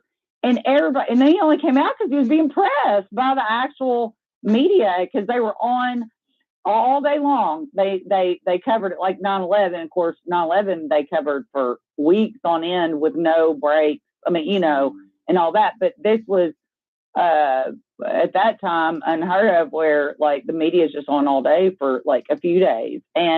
But they were on, and finally he comes out. By the way, the like super chat, what he said, or speech, whatever he said, was so fucked up. It's clear his line. Like he didn't want to be there. He didn't want, like, he didn't care. He like, and none of it, you know, it's like, Jesus, what the hell? I mean, I was always taught, you know, back then. I mean, I was at my second college at that time, at BB, ASU BB, and I'll never forget. And I was like, you know, and I remember thinking, like, wow, you know, you're supposed to like support your president and the whole patriotic, but like, and you know, you have that thing where, oh, he's from Arkansas, you know, it's just kind of, it's all, it doesn't matter, but you know, you it's that feel good, like, oh, you know, maybe you'll make an exception, you know what I mean? Like you wanted to want to cheer him on, right? I mean, you know, and like nothing, it was horrible. He was horrible. And he's been horrible since. And there's clips, I played it. I'm gonna play him again soon on air, where he's asked by, oh gosh, that old lady, and bless her heart, she's hideous looking. She was like 90. She was there forever at the press. But she straight up asked Clinton out of nowhere about Mina and the drugs and all that running through. And he's totally taken off guard. And he says he doesn't deny it. He basically admits it without saying it happened. Because he says that wasn't my job. That was the job of the U.S. attorneys at the time. Well, who was the U.S. attorney at the time? Asa Hutchinson, right? So it goes so deep, like it goes deeper than. And so when we see like these Republicans, like McCain, well, hey, I mean, my God, they buried the guy had a funeral for like a month. I mean, that was ridiculous. You remember? I mean, he was actually not a hero. Everything he ever said about being a war captive and war and all that, a prisoner of war, that was lies. Like all of it was made up. John Kerry, same, full shit. Anyways, like, but they create opposition, and publicly they're, you know, going at it, and it's a script, it's all an act. And then behind the scenes, they're all on the same team because they care about money for power, and money's just a tool of power. At the end of the day, power is their number one, the devil's number one goal, right? And you said it earlier, it's that they want and greed, the money is the tool to get it, right?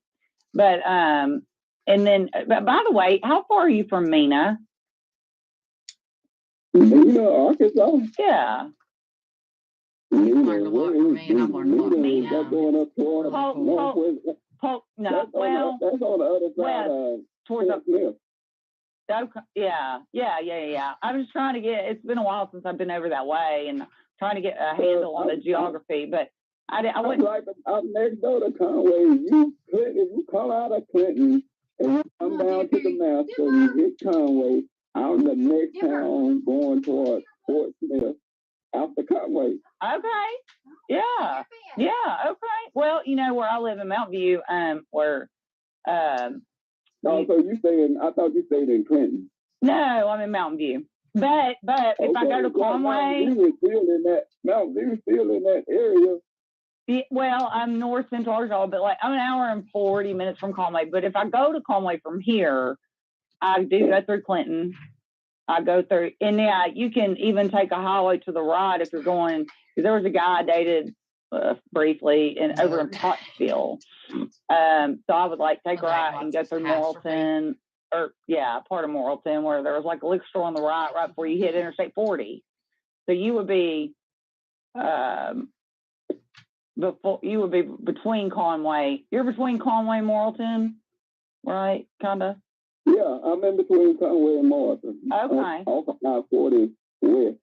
And then, okay, tell me, like, what's the biggest town besides Plummerville in Conway County?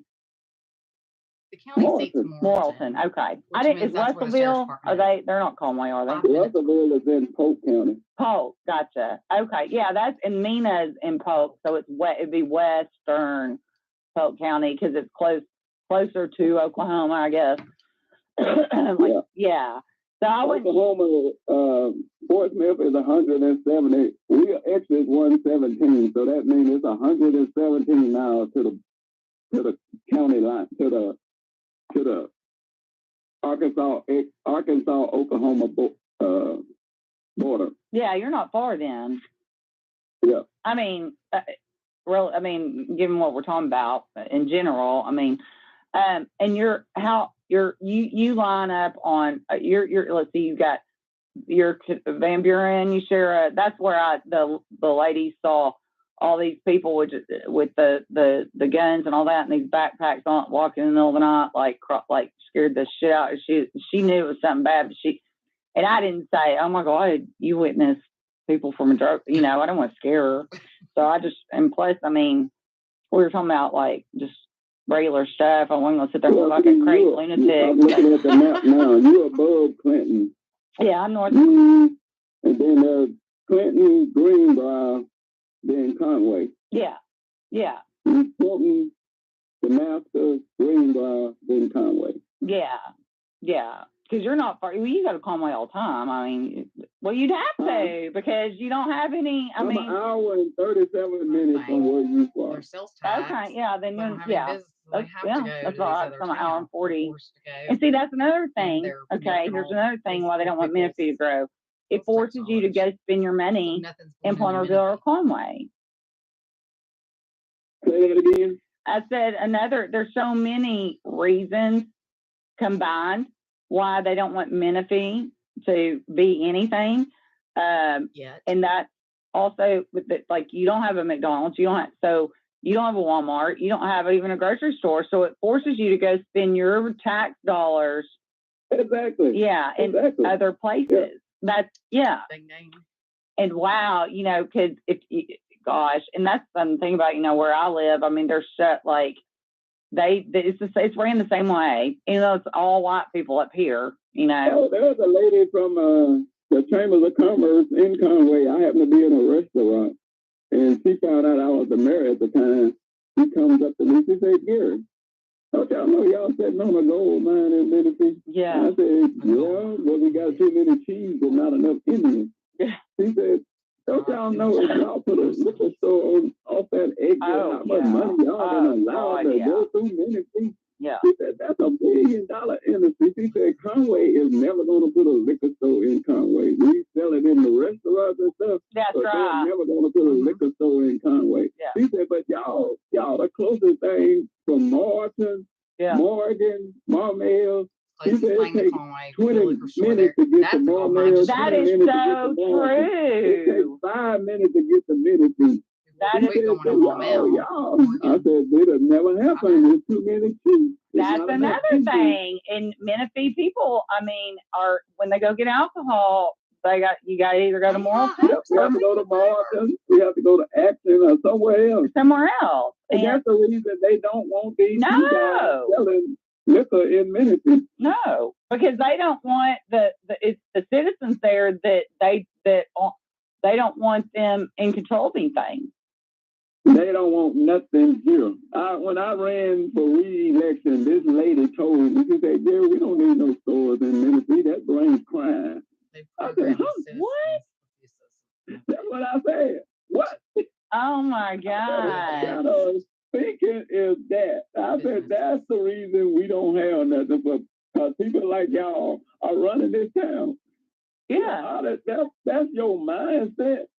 It's crime. And they've been programmed.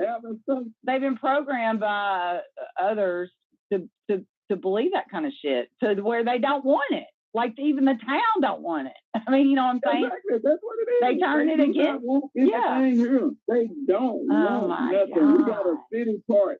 They don't put no money into this city park because they don't want people coming over there occupying the city and might start trouble. This lady. This happened last year. there was a shooting in Dumas. They had the police all around. I remember that. Wait, now Dumas, is that not south? In Dumas, South Arkansas, or no? Yeah, they had a shooting down there. Okay. They had this big parade or something. The hood neighbor. Well, the lady here counseled. This was right before Easter. She counseled Easter egg hunting because of what happened down there. What? Are you serious? I said, are you serious? He's the mayor. That has nothing to do with us. What are you talking? Well, we're not going to do it because what happened, I'm like, man, y'all something else. It's the reason we don't have nothing here. Because that mindset, that mentality that everything is about crime. That's when we got so many police officers here. They scared. I can leave my doors open and nobody goes in my house because my brother lives next door, my sister lives next door to him. It's nothing happens here. The last thing that happened here was back in 1996, and they've been scared ever since. Wow. So you're saying Menifee is virtually crime-free. I mean, what people do behind their closed doors, if they do drugs or anything like that, it's illegal. They're doing it in their home, and that's what they don't care. Like that. But so when I say crime-free, meaning you guys don't have murders, you don't have robberies, we don't have nothing. Nothing. When I say nothing, the people pay for the police department. That's how they made their money, is through writing all of these tickets. Where they can't write tickets no more, so where they gonna get the money from? Wow. Where they come from to pay these police officers now? Because the bill, when they did the budget, I was at the last meeting. They still obligated $130,000 for the police department. They took no money away from them. They still got the same amount of money, but yet they're not bringing in no money. So where you gonna get this money from to pay them? They're not even thinking because they so police. All the time I was the mayor, they talking about I was trying to defund the police. I said, no, I'm not trying to defund no police officers. These are preachers. I got a guy that's a preacher. He's an alderman. One is a deacon. One is a layman. He's over the layman board. And people believe them because they sold churches. And so they influence the people. And so whatever I say, I'm the liar, and they telling the truth because they preachers, and preachers don't lie. And oh, yeah. I'm like, man. Well, okay, so one of the aldermen, he says it's a preacher. Well, there's no churches in Menifee, correct? Is there a church? Yeah. Okay, so there's a church, and I guess there's just one, or? And that's an honor. We got 6 churches in this town. Wow. 6 churches. Okay, now I'm putting dots together here. We got money. This town may be like 3 miles long. We're doing bad things in these churches. There's 6 churches for 360 people. Or no, 260 people. No, there's some people that go to churches here don't live in this town. The people that go to church that live in this town don't even go to the churches in the town. Wow. Okay. Even if we bought something here, they wouldn't go to it to buy anything from it. They'll still go to Conway and do it. This is organized crime and it's fun. They want it to fail. They want it. They don't allow. They don't want nothing here. So they're gonna make sure it fails because they're not gonna go to it and buy anything from it. That and having 6 churches like that, churches are involved. No, I'm not saying all, but I'm gonna say probably all of them in Menifee.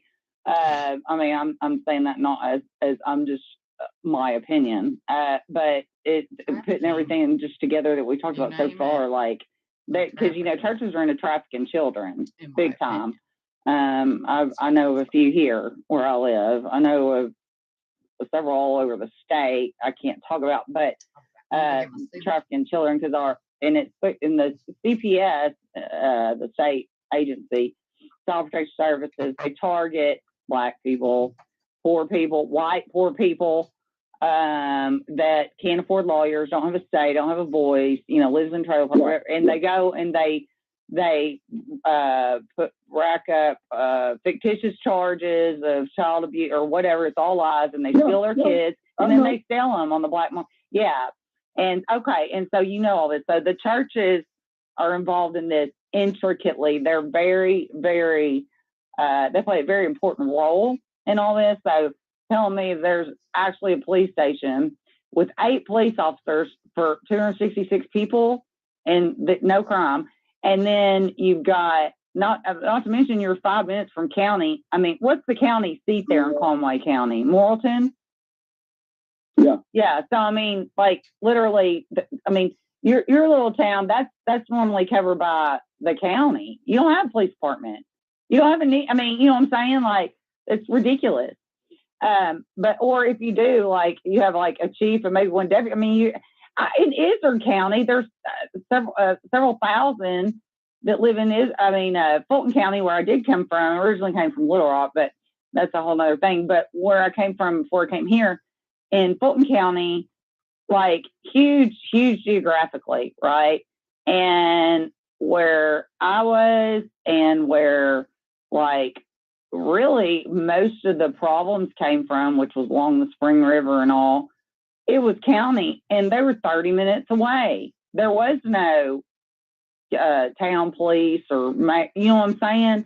And that's on purpose, but it depends on what the goal is to where, but so for Menifee to have a chief plus 8 deputies, are you fucking kidding me? That's like 1 deputy per like 15 people. I mean, that's absurd. I mean, that's absurd. And you're right there at county where they're 5 minutes, not even probably 5. And in fact, county, I'm sure, patrols through Menifee at times. It's their county. They can do that. So what's this stinks. This stinks bad, really bad. And you're saying you're right there by the river and see they traffic drugs and kids down the rivers, railroads, you name it. Very interesting because you mentioned in the beginning of the conversation, the river was right there, and the railroad tracks ran right through Menifee, correct? Right. Oh man. And see, that's the thing. The only way to have a police department, you have to have a city council. Like you can't have one without, they want to put, that leads to, why do they want that police force? What are they really there for? But in order to have that, they have to have oversight. So that means you have to have a mayor and you have to have a city council. See, otherwise they would just exist without that if they could. But legally, and so therein lies. And then here you win by 1 vote, like, and then they try to take it away from you. How'd they do that? That 1 vote, you said. Say that last part again. You said, I know I'm kind of skipping around. It's just, the conversation is like even better than I knew it would be. And I'm excited to do this again. But you said when the election, when you were first elected, you won by 1 vote and they tried to take that vote from you. What was that all? They called the Capitol and see what they could do. They went everywhere. They did everything, but they couldn't do it. And that's the reason I ended up being the mayor, but they always was against me. It's 5 council members. They never sided for nothing that I did. Nothing. I mean, I was just like Obama. Yeah. They was always against everything I tried to do. Everything. No matter what it was, they was always against it. Wow. Let me ask you this, and there's another aspect to this too to think about, which you probably already have. Like I said, there's way more than one method to their madness and myriad of reasons to why they do what they do. I'm assuming, because I know this is going on over in Newport, which has a huge drug problem, but they're killing off they're putting fentanyl in, mixing it in, and in the meth, and they're killing off. I was over at my friend's place, they thought because they do alcohol over there, that's what I do. I drunk 1 beer earlier that day, and so they thought that I was drunk. I've been living in this town for 60-something years. They have never seen me drunk. Never. And any of the people that hang out with me would have told them that I don't drink like that. I don't drink hard. I drink a Bud Light. I might drink 2 or 3 at the most. Yeah. I don't drink hard liquor. Yeah. Because I have sickle cell. So I don't drink hard liquor. Yeah. And even watching me come out the police, he was on the parking lot. Okay, wait, now this goes back to the video. This story, this goes back to the video, right, where I first kind of met you online, which was the day that they tried to arrest you. Was it for DW? Tell that when I was at the barber shop. Okay, yeah, tell that story. That was the same day, but that was later on that day. They tried to arrest me at 4 o'clock in the morning. Tell that story. Because I already seen they had an assault rifle. I got the cameras on my phone. They was up at the city hall earlier that day walking around with an AR-15 rifle on their shoulders. And I wonder why they on duty. They not even supposed to be on duty. Can you go? They didn't clock in. They hadn't clocked in. They haven't done anything. Can you go back to the beginning of that? On that night to try to get me for something. So that everybody and me can understand what happened that day and transpired that led up to you doing that Facebook Live, which was extremely brilliant, by the way. That was necessary. Otherwise, I was going to tell what happened. But can you kind of start at the beginning of what? And I know you said, because I did want to hear this, so just if you need to leave parts out because of the court thing, then that's fine. But can you at least tell what's publicly? I mean, what happened? What led up? Well, I was at this place. They had a Halloween party. They were having a Halloween party this night. I had just came from a classmate. I was in Conway. I had just came from my classmate. Her name was Beverly. Mm-hmm. She had her birthday party in Conway at the Hilton. So I had just came. It was like one something in the morning. Well, I get a phone call from the chief, but he never, because I was driving at the time, I never answered it. But when I got to the place and I checked my phone and I see I got a missed phone call from him. Mm-hmm. So I go and look at my camera on my phone because my camera is going off. My phone is going off because it's beeping because it'll tell me if somebody walking on the city hall property. Uh-huh. And so I look at my phone and hear officers here at 1 o'clock in the morning walking around with a AR-15. We don't even own an AR-15. Yeah. We don't own one. Yeah. So what is you walking around with this rifle on your shoulder for? And so I go back and tell my friend, I say, man, I think the chief up to something tonight. You better be aware of this because I think he up to something.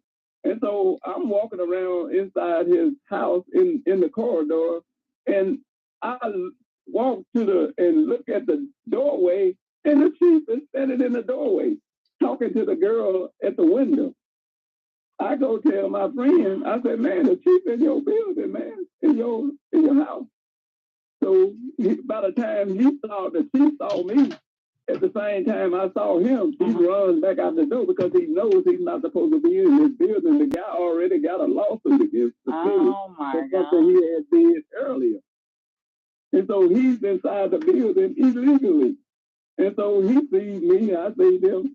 And so now I get I don't know that he's still out here on the parking lot until I get the film of discovery when I've got to go to court. And he's on the parking lot watching me get in and out my car. Oh my God. The parking lot of the city hall or the house? No, it is at the guy's place. At that house. At the house. Okay. And so they watching me get in and out my car. So I go to my car and this guy I had a souvenir, one of those Bud Light bottle with the Razorback on it. It's a red bottle with a Razorback. I went to the car to get it and bring it to him because he wanted it. He wanted one, and I had an extra one in the car. So I brought it to him. I set it on top of the car. So he's trying to get me because I got alcohol in my hand now. So he's saying I'm walking around. I'm on private property. What to do on private property? Anything. And so I go in and take the thing to him. And so when I'm leaving now, I'm looking at this on the discovery. I get this later. I'm looking at the thing, and now I'm getting in my car. When I get out my car the first time, you can see my headlight hit the building. When I lock my door, my headlight hit the building. Both of my lights are working. Now, all of a sudden, when I get ready to leave, I'm not knowing this. but one of my headlights is out. Oh, bullshit. They done did something and knocked out one of my headlights. Yep. So I get to police over there. I'm getting John ready to Randall. get on Highway 64, and two Menifee police officers on the side of the road waiting on me because now they know my headlights out. So this is the reason why they want to stop me now. But the reason is because they think I had been drinking. I'm driving intoxicated. Yeah.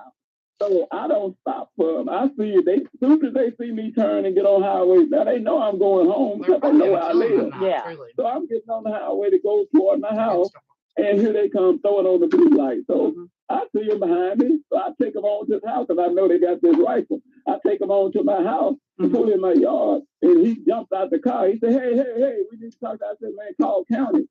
I said, if you call county, I'll talk to you. I said, but right now, I ain't got nothing to talk to you about at no 4 o'clock in the morning. So they didn't call county because they knew they were doing stuff illegal. Right. So now they trying to say I fled from them. I didn't flee from them. I just didn't stop. I parked at a safe spot. I have a right to park at a safe spot. Sure do. They had his AR-15 in, or you didn't find that out to discovery? Or no, you did know. But the AR-15, did he have it again? Like, yeah, they were pointing at me. What? That's the reason they don't want nobody to know this. They was pointing. The guy was in my driveway pointing the rifle at me. Yeah, and where? That's the reason I walked on in the house. And where? I said, well, you call county, and I'll come out and talk to you. But I'm not talking to y'all. So that he could lose. Right here They could by myself. It's not been take his happening. mayor So I position walked from on in the house. I Or waited kill on him. them to call now. He's They lucky to be alive. leave and say I fled from them. He called the chief, and the chief told him to go home. Because they know they were doing stuff illegal. They thought they were going to stop me on the side of the road where they could have did anything. What are they? I tried to resist anything. They could have did anything. It would have been a. Well, they could have killed you and said you tried to do. I mean, your life was in danger. I mean, I could have said he pointed, whatever, and killed him. And it would that's what they were planning. The council, they gonna say, well, why you didn't stop? You should have just stopped. I'm like, man, y'all lost y'all mind. Oh, y'all lost y'all mind. Wow. And where in the actual, what, did that motherfucker get an AR-15? See, that's what I'm trying to figure out whose gun that is. Because the city don't own. I asked the secretary because I went back and looked through all the records. Yeah. We don't own no AR-15. That's the chief's gun. He got his own personal gun and he gave it to one of the officers. Wow. What were the officers' names, just to get them out there? The dirty guys, the dirty ones. One was named Officer Flowers, Darren Flowers, and one was named Michael Gibbons. Okay. Are they, and they're both, I guess, black, African American, and then they're all black. Yeah. All black. Where did they come from? Yeah. Where did these people come from? All of them used to work together. They worked under the chief at the detention center. That's in Faulkner County. They have never been a police officer before in their life. Oh my God! They were all detention officers at Faulkner County. Yeah. Oh my God! What I can tell you about? Oh my God! Okay, go ahead. So then that happens. Then was it the next day? Johnny Allison. At daylight, they tried to follow you. It was the same day. It was the same day that afternoon. I went to Buffalo Wild Wings and watched San Francisco and Jacksonville, Florida play. Yeah. The Jacksonville Jaguar. I sat down there and watched the game. And then when I come and get off the interstate, I'm coming down the road. I see my brother and a cousin over at the barbershop. Mm-hmm. So I get ready to pull into the barbershop. And when I look up, the chief is in our Durango. He's an unmarked car. It's a Durango. He's sitting on the side of the road. He sees me coming in to go over to the barbershop. He comes in behind me. He gets in behind me. He said, hey, I need to talk to you. I said, Chief, there's nothing I want to talk to you about on no Sunday. Mm-hmm. I said, if you got anything you need to talk to me about, we can talk Monday. That was all on video, right? That was all on your video, right? That's all on your video. I remember that stuff. Okay, in broad daylight. Is that video still on your Facebook, by the way? I know, it's still out there. Okay. And that's what they trying to get me on. Say, I on the video, I said I fled from them. I said, I never said that on that video. I said, I saw you. I did see you.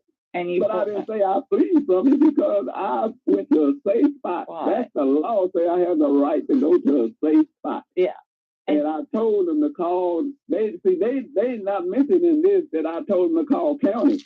They trying to say that I just ran in the house. No, I didn't. I got 50 keys on my keychain. So all over I got all the city hall keys on there. It takes a minute.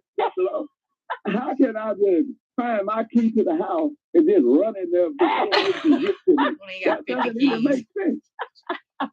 They know what I told them. They know what I told them. But they trying to make it because they trying to get me on something. Because they mad because I had just fired the chief on the 20th. This happened on the 31st. On the 21st, I had just fired the chief. So he was mad at me. It's called retaliation. He mad at me. Back up. So you did fire him. Yeah, I fired him before. Okay. The night before. And why was he still on the job? Or because he felt like it? He was mad because I had just fired him, but the council brought him back. God. He fired him 4 times prior, and the alderman kept bringing him back. I done fired him at least 5 times. Oh, my God. Every time I fire him, it takes 4 of them to bring him back. How many council members do you have? 5. Jesus, go ahead. That's this is insane. But I mean, it's true. I know. Go ahead. So then, I remember you were inside the barbershop saying what was going on live, and then he thought I was going to go with him. Yeah. I said, man, I'm not going anywhere with you on no Sunday. Yeah. He said, well, I want to see the film. We had somebody flee from it the other night. I said, man, Monday through Friday, you want to come in my office and look at that camera, you can. Yeah. But today is Sunday. I don't work on Sunday. Mayor. Don't say why. So he gets mad and go back out to the pull out the same AR-15 and try to break into the. That's right. And that's that's against, everything about this, especially the city doesn't own one. I mean, you can prove that you're proving it in court now. I have my cousin and my brother and another guy was sitting in there. He's pointing his gun at them too because they locked the door. They don't want to lock the door. So he can't come in unless he have a warrant. Oh my God. So then how did the video eventually ended? What happened after that? The county came. The county police came and told me whatever he was trying to do, he can't do. The county police came and said you can't do this. He's butthurt again. Oh yeah, now he's embarrassed because it's all on Facebook Live. So he goes and he filed all of these charges against me: obstruction of government, fleeing, headlight out, all kinds of stuff. So this is what I got to go to court for. Wow. So then he officially arrested and booked you eventually, I guess. I never got arrested. So he filed charges and didn't arrest you. No mugshot. That's not protocol. Never got arrested. Never got arrested. How did you find out about the charges? Well, I mean, it's a small town. He brought them over and gave it to the clerk, city clerk. What is going on over there? I never signed them. There's no name on it. Oh, I don't know how he got my social security number and all this stuff. He went in the file. Everything he did was illegal. You're supposed to be processed. You know, go around you're supposed to have a mugshot and stuff. When you get arrested. We don't notice. I mean, it's not like a speeding ticket. The stuff they charged you with, they weren't just speeding ticket citations. I mean, it's a lot of you're supposed when he's serving a arrest, then he's supposed to take you in and handcuff you and fingerprint you, even if he lets you go. None of that. Never did any of that. Oh my God! And you're still fighting it. You're still fighting it. Yeah, we got an appeal, and they haven't set the appeal date yet. It's been a year, right? Roughly. It's been right out a year, hasn't it? It's been over a year. Or 2 years. Going on 2 years. Yeah, that's right. And so you got an attorney, I guess. Do you have a defense attorney? And then do you have an attorney? Yeah. And then do you have a civil suit as well against the city or the police? I'm filing a lawsuit. As soon as I get all of this taken care of, I'm filing a lawsuit against them because all of this stuff is harassment. They have allowed this chief to pull a gun on me and all kinds of stuff. This doesn't even make sense. No. You mad at me because I won't follow your rules. Because he's a dirty motherfucker. And dirty motherfucker. I have a right to fire her and fire the chief. I could have fired him every day. 365 days if I wanted to. Yeah. Every time they brought him back, I could have fired him every day. That's what the municipal league told me. They said, Gary, you can fire him every day. But see, this is what they mad about because I know the law. Yeah. They hate the fact that I know the law. You're smart and you're not going to sell your soul to the devil and you're not, they know there's no, how much you're getting paid under the table. If they knew they could pay you off. Arkansas is a right to work state. Yeah. We don't have a contract. He's not an elected official. No, he's not. Just like anybody working in a factory. You can be hired and fired. The mayor's one that hired him. It doesn't matter. Yeah. See, this is what they didn't understand that I know because they always thought I was this dumb black guy. Yeah. And so, but they don't realize I read for a living. Yeah. That's what happened. I used to date this girl. She was going to school to be a lawyer. I did her homework just to prove that I was smarter than she thought I was. Yeah. She said, how you know all this stuff? I said, because I was smarter than y'all think I am. Yeah. I could have went to school to be a lawyer. I could have did all of this stuff. I could have been a police officer. I got a badge on the front of my car. A police badge on the front of my car because I did all of that stuff. Yeah. But because I got sickle cell, I got kicked out of the military because I got sickle cell. I went to the Navy. I got kicked out because I have sickle cell. Same thing with the police. I could have went to the police academy and all that stuff. But because I have sickle cell, I couldn't do it. I could have went to being a lawyer. But I told myself, man, I'm so tired of doing stuff. Yeah, by that point. Yeah. What did you do before the mayorship, before you got elected? Were you, what were you? I worked for the U.S. Post Office. Okay. I was a truck driver. I drove I drove trucks. I didn't go to house to house. I drove trucks from over the road. I went to post office all over Arkansas. Okay. You did that for several years, I guess, and then you did that up until you got mayor, or well, I moved to Texas. See, this is a Texas number. I quit working for the post office because they would never do right by the driver, so I stopped.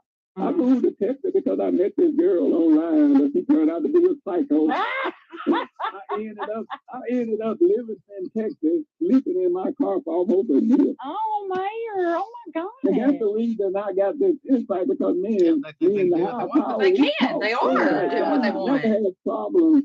All the stuff that he was showing me about politics, about churches, he showed me all of this stuff while I was sleeping in my car for almost a year. Wow. He was telling me churches are not what you think they are. They are about money. They're like everything else. It's all coming out now. It's about money. You ain't got no money. They don't give a thing about you. Yeah, and they're not sure you don't get no money. Yeah. I was going to ask you, and then I do got to wind this up for just tonight at least, and then we'll talk again, like saying in the next handful, probably like maybe early next week. But several, because I got still a plethora of things. That's another reason. Because when I do phone calls, I was on the phone for 8 hours the other day, and that was just 2 phone calls, And this was with people I've been working with. One's a mom. Her son was murdered, trying to get justice for her son, and I've been with her for we're best friends now, but for 3 years, and we talked for put more things together, And she's actually from Perry County, believe it or not.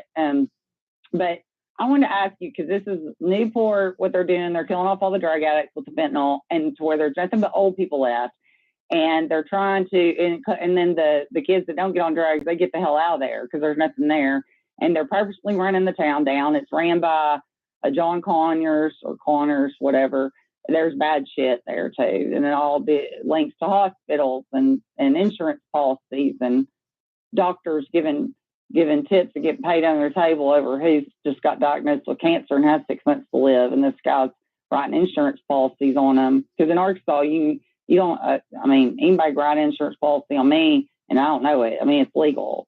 And then the doctor or the patient dies. The guy turns around and gets the money, gives the doctor his kickback, because of course the doctor's the one who told him about the person dying, and what you see what I'm saying? It's sick shit. But the whole key is so my question is similar to what's going on there. I'm assuming that you only have 200-something people, and your population's declining clearly. I mean, and drastically, to where there's like going to be nobody left but old people, and then they die, and I mean, then it's like a total takeover. Do you see what I mean? So I guess I'm curious. That's exactly what's happening. That's exactly. So there's not a lot of young people in Menifee.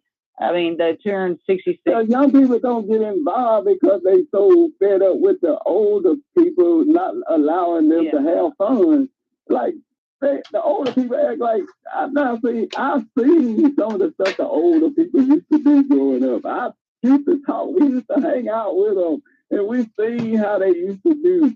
And so now they act like they are, these goody two-shoes, they so holier than thou, they never did nothing wrong, and all, man, get out of here. I've known you my whole life. There's too many fake people. Yeah. Too many fake people. Yeah.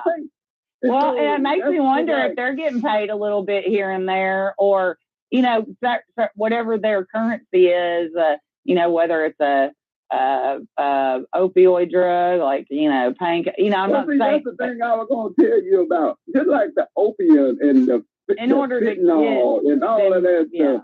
That stuff, I said we have these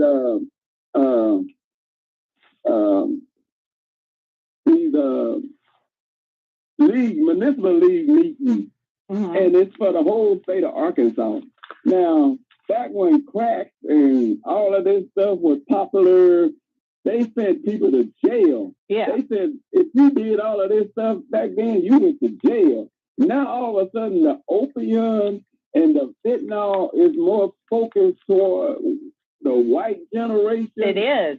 You're absolutely right. It's considered an epidemic. Now they just going all out, trying to shut down the drugs because it's in their household now. Well, but they're really not, because they're the ones getting them addicted. But instead, it's let's do recovery. Because here's the thing: these recovery centers, guess who is the ones? They're laundering money through them, and they're. I'm gonna tell you, I sat there and watched the whole thing play out, and I told this black lady that knew. He was a newbie, and I was telling her, I said, you know, what we said here, this ain't about us.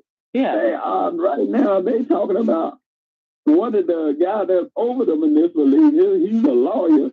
His son overdosed and died. And so now they getting all of this money. They done got. Yeah. All of that money is going directly to all of these in their pockets. We that already got money, they dispersing this money to each other. Yeah, exactly. In a town like mine, we will never see that money. Municipal league is dirty AF, okay? And I praise them to Walmart. See, at the end of the day, that's a whole bigger picture and a whole another, that's the biggest rabbit hole, is Walmart behind it all. In fact, I just posted on Instagram. I don't know if I'm going to post it on Facebook. I got to read the article. Conant News came out, and it's a meme. It says, well, it's not a meme. I'm sorry. I hold on. Let me pull it up. But it says basically everything. It confirms everything I've ever said in that, and the Clintons, of course, and Asa, all of them are right in the middle of Walmart. But it says Walmart. When the Arkansas Conduit News, and I've got to go back and get the article, but I didn't have time to read it before I called you. But it says, when the Arkansas legislature meets, Walmart is the 800-pound gorilla in the back room. Told you. And I said, "Are you still there, Mayor?" Yeah, I'm listening. Oh, okay. Anyway, but I gotta go back and read the article. I'll send it to you once I go back and find it. But I just kind of screenshot that and said, I've been preaching this for 4 years. Walmart's in everything in the municipal league. Walmart.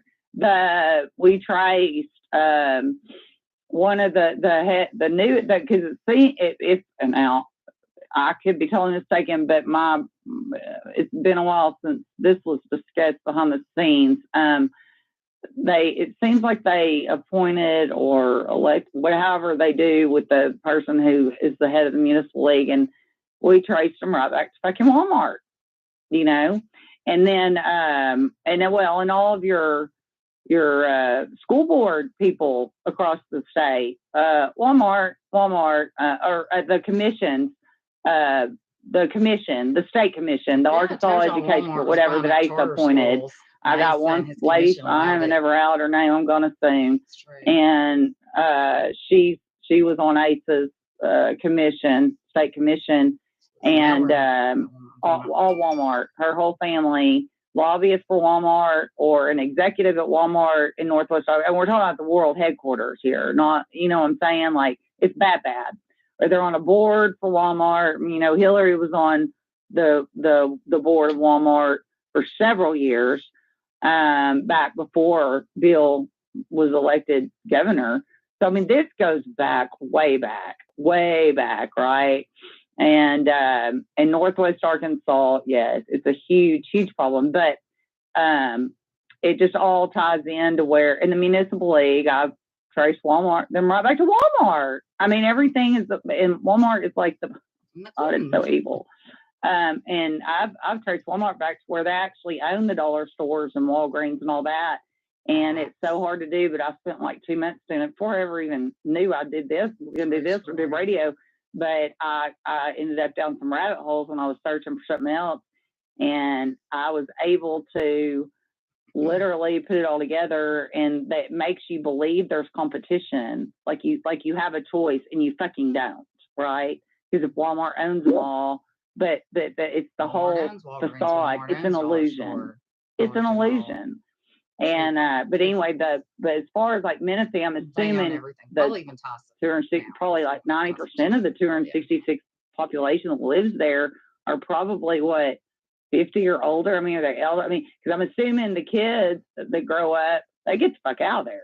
There's nothing there. That's what they do. Yes. Okay. That was what I was. Yeah. Okay. I'm gonna tell you a prime example of something. Now, I got a grant to get 4 computers so I can put them in. We have this little room where kids can come up when the pandemic hit. They can come up and do studying and get on the computers or something like that. So I went and got a grant for 4 computers. All the council had to do is pass a resolution to get the computers. They never did it because they said we don't need the kids up here. They might get hurt or something like that and shoot the city or something. What?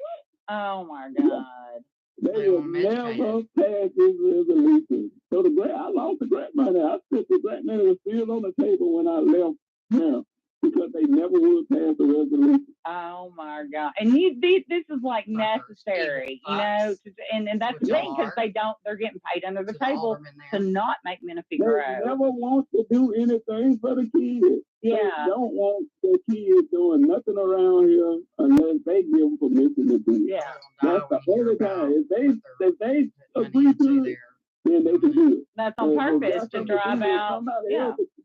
To where the town dies off, or literally there's no one left. Like, once that's the whole point. Purpose, like, make sure you, drive the kids out one way or the other. I'll send you the pictures of the park. Yeah. Everybody say, man, y'all got a nice park, and y'all do this and put some lights over there and do this, man. Y'all can make money at the park. I said, man, they'll never put no lights in this park because that means revenue. And they don't want no revenue coming in here. They're going to draw. Yeah, a town survives off of their own people's tax sales tax. But they might bring crime, and they don't want crime. But you don't get sales tax there because there's nothing there that sells anything, correct? So you are reliant completely on the state. We rely on the water bill, the trash, and the sewer, and then we get turned back money from the state, like tax money from the, like when people pay their house, and pay taxes in the county, we get turned back money from that. Or when some like sale tax money from stuff bought over online and stuff, we get turn back money. And that's how we survive. And Plummerville, a whole bunch of money. You said Plummerville's currently trying to take over the water and all that, which means then they take over the trash and the sewer. I mean, they take over all three. You take over one, and then you're done. That's it. Plummerville owns you, and that's the whole goal. I think the police department going to come back. That's the reason. But now that the state auditor has tagged this town as a speed trap, we'll never make that much money in this town again. That's on purpose. They're always going to be watching. They're always going to be watching them. Those police officers were paid off on their table to make it happen that way. It's conspired. I know it. And I try to tell them, man, y'all so dumb. Wow. Y'all book smart, but y'all don't have common sense. Y'all can't see what they doing out here. Y'all can't see that. Wow. They systematically got this guy to come up here. Now this guy saw me on he sent me an email. This guy, the police chief, I never knew this guy. Don't even know him. Never knew he even existed. Mm-hmm. He sent me an email asking about the police chief job. I still had a police chief at the time, but I was getting ready to fire him because he was from the other administration and he was doing some shankster stuff. He was a white police chief, and so I fired him. And so this guy, for some reason, found out I was getting ready to fire this guy. He sent me email. Now I don't even know how he knew. Right. And I was getting ready to be looking for a police chief. So he sent me his resume. And I see his resume. And so I called him. I said, man, I was getting ready to look for a chief. He said, he could talk to me. Not knowing this guy was already up to something. It was all set up.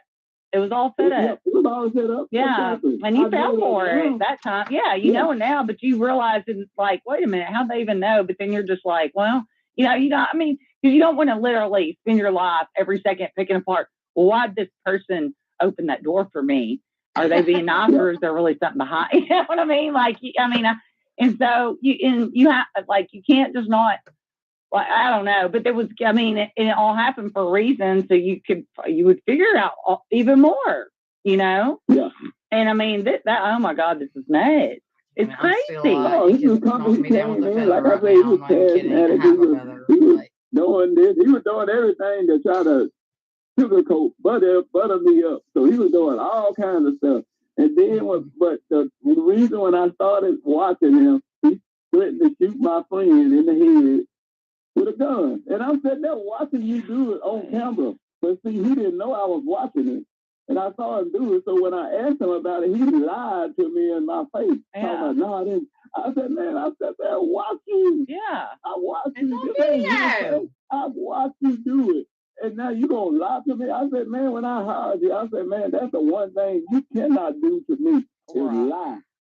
Love that. See, that's how I am. I'm a ride or die, man. I'll literally take bullets. I have taken bullets for many people, and sometimes they were people the whole time, just the devil coming in, and then I realized it, and then you're gone, but but you lie to me, that's it. I'll bust your ass and I'll put you on blast everywhere.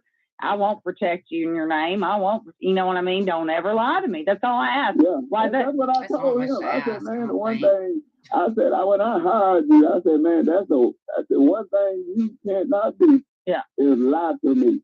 I said, now I see all of this stuff going on Facebook with all these police officers threatening to shoot people and stuff. I said, I don't want to hear no stuff like that in this little bitty town. Yeah. He said, no, I got it. But then you, as a police chief, go out and do the exact same thing I told you not to have your police officers doing it. And then you come to me and you lie to me in my face. And I'm sitting there watching you do it. Let me. I said, man, I lost all trust. There's nothing you can say to me anymore. to make me believe anything about you anymore. I said, I lost all the trust in you when you did that and you lied to me in my face. Yeah. I said, man, you done. I'm done with you. And that's when I fired him. I put him on administrative leave, and I was getting ready to fire him, and the council got involved and hired him back again. And every time I done fired him, they done hired him back again. Jesus. Oh, my God. Yeah, I mean, it's all, yeah. And what are these council members' names that would bring him back? You want to put them on blast? Huh? Do you want to say the council members' names that would bring him back and put them on blast? Ronnie Williams, Terry Coleman, Derek Hammond, Rita Davis. All righty. And that's the four that would overrun, because there's five. That was the four that always brought him back. Okay, well, that's good to know. We're fixing to start some things up in Menifee when I air this. So, I mean, just get ready. But I know, I mean, this is like you have a bigger purpose too, you know? And I mean, I could see that. Like, you're not going to, like, you're a fighter, you know? They done fucked with they got the wrong dude. That's the reason I'm buying a camera. I already ordered it. I'm buying a video camera. I'm going to all the council meetings, and I'll be a journalist. Yes. I'll be recording everything they do now. Oh my God, yes. And I want to know. I want to like be like when you do, like, I want them because I want to hear them. Because this is a big one. What's going on there is bigger than what anyone can. I mean, you know, it's even probably bigger than what maybe you. I mean, this is big. It's bad, big, big, bad. It's gonna be big because I told them. I said, man, this town is heading for bankruptcy because y'all keep allowing the same stuff. Y'all been for 43 years. We haven't had nothing in this town. We used to have a high school here called Eastside High. Really? In 79, the year I graduated. They segregated the school to Martin. Well, nobody fought for the school. Yes. And so ever since they took that school away from here, the population been going downhill. Is the building still there, or did it just anything to put the brakes on? Is the school building even still there, or did they just? They tore it down. They told the building that we got our city hall in is the multi-purpose building. That used to be the multi-purpose building. Okay. That's where our city hall is now. But they tore down the classroom part, made a parking lot, and now that was the dumbest thing they could have done. They could have gutted that building out, made some stores or something. They put some kind of businesses in it, but yet they wanted to tear it down and make a parking lot. They didn't want to. What kind of thing? That doesn't even make sense. It does, make it make sense. I keep telling people, make it make sense. Yeah. That doesn't make sense. Yeah, I love that because I'm the same way, and I'm a dog with a bone. And I mean, it may take me 2 years to make something make sense, but by God, eventually stuff starts making sense. And then it's like, aha, and I was right all along. You know what I mean? We got an old gym. It's a they say it's a historical site. But you can't do anything in it no more because the floor is too little to put a 3-point line in it. It's the way they got the gym built. You can't make the floor no bigger than what it is right now, and so you can't use it for nothing. They done spent over $250,000 already in this gym, and you still can't play in it. Wait, what? When did they spend $250,000?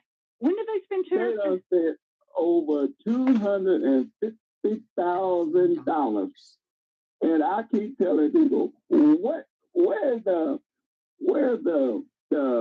return on the investment? Once you get this deal, you don't spend $1 million. You'll never be able to make $1 million back in this deal. So are you saying they're currently restoring it?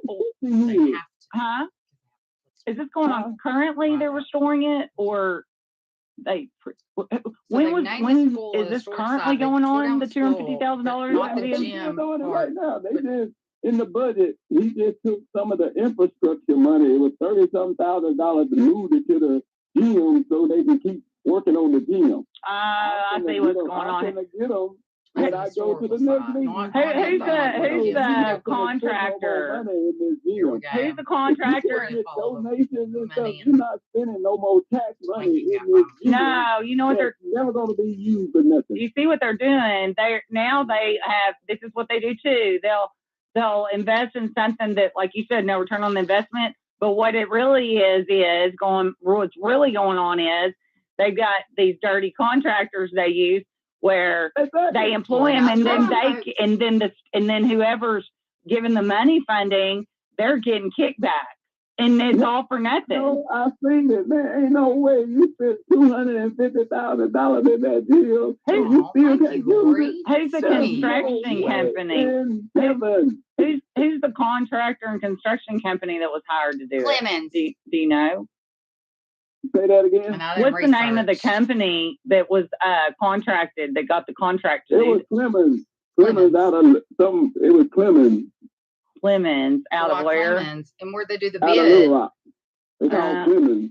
Clemens. I don't know the exact name, but I think I got a business card somewhere. Find it and take a picture and send it to me, because that's what I would see. Because I know behind the scenes, more researchers, we'll be able to connect them to some other shit like that. That's what they do, and it's disgusting, and people don't realize it. They don't realize, and it's how they feel. All that money's being stolen. Almost $89,000 on some windows. $89,000 on windows. Okay. I want to know who sold the windows. And what's so bad about it? You done that spent person's been on this. $250,000 in the gym, but the municipal league only insured the building for $50,000. Oh my God! Okay. If a tornado comes through here and blow it down, all you gonna do is $50,000. Yeah, and then I want to know, okay, $89,000 in windows. What company they bought? Who sold them the windows? I want to know who that company is, because they're probably in on. You see what I'm saying? Like, I know you do. It's all a rip-off. Yeah, like they're all in on it, and everybody. They're making. Everybody will go up there and say, "Man, I could have did this window." They're stealing from tax dollars, state taxpayers too. You know, because y'all are getting state money for this too. So the rest money. So the state has. Ace's probably getting his share too. There's no way they'll win the total on $40,000, and then we ended up paying $89,000 just to have them put in and everything. They doubled that shit, and they're just. I mean, it's just all lies. And then like you said, and oh my God, this is crazy. I'm telling you, that's the reason they never wanted me to be the man. Oh, I believe it. I'm seeing all this corruption, and I'm telling people, man, y'all better start paying attention to these people. Yeah, I knew when I saw your video, I was like, man, this is like, because I have, like, God blessed me with intuition, insight, and I was like, dude, this dude's telling the truth. Like, I can, you know what I mean? Like, I was like, these motherfuckers, there's something really fucking shady going on in that. But I went in there, I had a crazy, like, I've been sued for $1 million for calling a murderer mom. And anyway, my co-host for me, you said you've been kind of keeping up with my stuff, so you kind of know. And so I've been going through it. My dad dying and everything. And so it's just, and then of course, just every day stuff. And so it's, I mean, my life has been pure hell, and the enemy will make it pure hell. I can only imagine every single 24/7. You were mayor for 4 years. It was always something to try to keep you. It was totally something. Yeah, distracted. I wouldn't do it again. Not with these things. Yeah. That's the council. They're trying to make you quit too. You know what I mean? Like drive you crazy to where you just say, fuck it. That's what they want. Yeah. And you didn't, But I mean, now you're on to bigger. It's like, God needed you to be more bigger than mayor. I'm a citizen again. Oh, they just made the worst nightmare. They don't even realize. Yeah. What kind of problem I'm going to bring up. Oh man. Well, and then the problems for my platform, they're fixing to really have problems, really big. I can't wait to air this. In fact, I'll probably. Because what I'll do, I'll make this just one podcast by itself so that it's separate to where it's not like the first part, on murder. And then like I'll break it up to where this is just one podcast where we talk about air your conversation, our conversation, and then I engage with chat and all. And then you share that sucker well, they watch the powers that be watch everything I do. But it'll be like that leaves people know instantly that fuck. Now we got a bigger, you know what I mean? Because I mean, the good guys that are in power, because there are some, they watch my shit, and my stuff's responsible for many arrests. Some that I know about, I can't talk about, and some that I don't know about that I can't know about yet, or you know what I'm saying? Like, and I promise you, the feds, like, this is like they're committing federal crimes right and left, and also civil rights. I mean, Jesus, against you, you know. And here it is, black on black. It's not even a white officer on a black. You know what I mean? I mean, exactly. It can happen. Exactly. Yeah, it's fucking bullshit. And it pisses me off. And we're not having it, Mayor. We're gonna get this 2023. Why am I breaking we're gonna kick their asses. How about it? Oh yeah. Are you ready? Well, I've got to jump off here and go get my baby girl. She had a basketball game like 2 hours away, and she's riding home. I did get a text though that said, "Oh, your kid just made the winning shot on at the buzzer of the game." So I was like, "Oh my God!" I was texting her. She's like, "Mom, you know, I know how excited she was, but I just can't afford when they're 2 hours away. This single mom can't afford the gas round trip driving to all these kids up here. You know, like, I mean, I go to all the home games, and then if it's an away game within like 30 minutes or something, but man, you get into like 40, which none of them are less usually than an hour and a half, but this one's like 2 hours anyway. So I got to go get her, pick her up from the bus and all that, and get her home and stuff. But this was such a cool, I love like everything. This conversation was everything. And we're going to have more. But in the meantime, and your name is Gary Green, right? Y'all go follow him on Facebook, and on Facebook, and so that my audience will know they'll be friending you, I'm sure, and stuff. Is Green? Is there an E on the end? Just like the color. Okay. And then is it does your Facebook say Mayor Gary Green or just I'm former Mayor. Former Mayor Green, yeah. And then the video that from 2 years ago, is that on your Facebook still somewhere, or? Yeah, it's still on there. Okay, I'm gonna go back and watch it, and then I'll after I air this, and I'll let you know when I'm airing it and going live, so you can be in the chat and stuff, live chat, talking to people. They're gonna freaking love you. Oh my God, they're gonna love this. This is so great. We just cracked foundation of more correction. That's all it's all a web at the end of the day, and everything connects, you know. Thank you. And we haven't even gotten into like the questions I have for certain people that I know you would have to know something or hear something about or whatever, but we can do that starting next week. But in the meantime, just keep in touch with me in text. And then if there's anything you need me to see in between, you know, when we talk again, just send it to me. It doesn't matter when. I mean, I put my phone on silent when I go to bed. So, but it's such a pleasure finally talking to you. Love you to death. And then I will get on there and watch this video again. And then, of course, when I air this weekend, I'm going to tell everybody where to go and watch. And we're going to really fuck some people up. And when I say that, that's not, I always have to, there's no getting on anything. It's not a physical threat. We're going to blow them up with the tree. Literally on air. Not any physical threat or harm. If I say one wrong word, whatever. All right, well, you have a great night, and I'll be talking to you, okay? All right. Thank you, Mayor. Thank you. All right, bye. Bye. Oh, my goodness, y'all. Wow. I can't wait to hear this.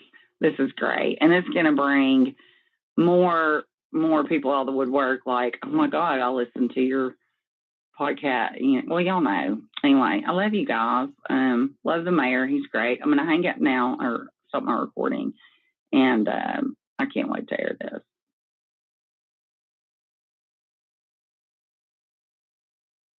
Y'all, let's talk about it for a minute before we hang up. Turn this off. Another thing I keep saying I do is get in on my computer on YouTube and play around with it and figure out how to. I want to get a crawl to go across that shows all my links and stuff, but also to like show video, and I know it's not gonna be that hard. It's just I'm so overwhelmed with so much.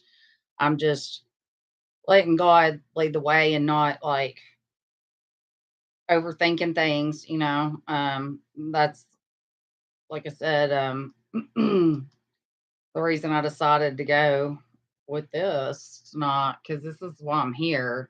Like I said, the whole shit show with the stupid bunny lady, Myra Sayhoff, and who lied to me and said her name was Alex, lying fucking sack of shit. And why, if you're gonna be on air, why are you hiding your name? They're like, and then the ICMO guy, crazy girl doxing people. I didn't dox shit. There's a channel, Tales of the Cult, and they keep having to make backup channels because Rabbit, even all and Glare, they report them all the time, constantly. But Myra Sayhoff, the whole news lady, she had gone after all these black women. And according to, everything I saw in these videos, if you go to that channel, she's racist as fuck against black people. Okay, let's just put it out there. But anyway, that girl had done all her homework and they're trying to bring criminal charges against the rabbit hole lady, Myra, like as we speak. And there's more than one of them. There's like, I don't know, 6 or 7 of them. And she came from there, and I don't even know. And she got records that no one could get unless you work for the government. Well, we know that even if she doesn't work for DHS, Child Protective Services in Colorado anymore. I think I misspoke in the last podcast where I said Arizona on accident. But anyways, I know it's Colorado.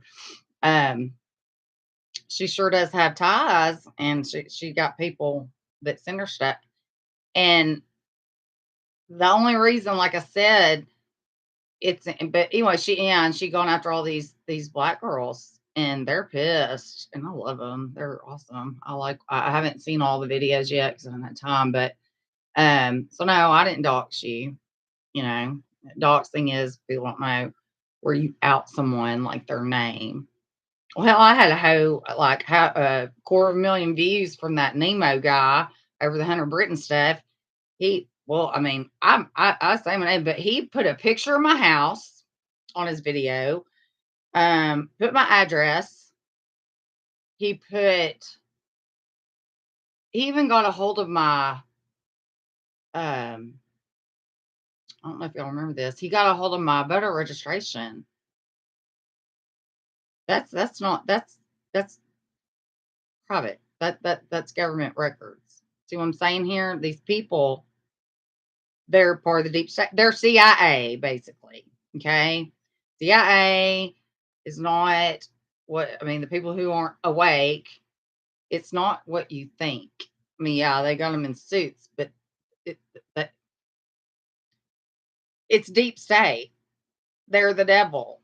Okay. And these people are out to anybody trying to tell the truth. They're out. They report my channel every day.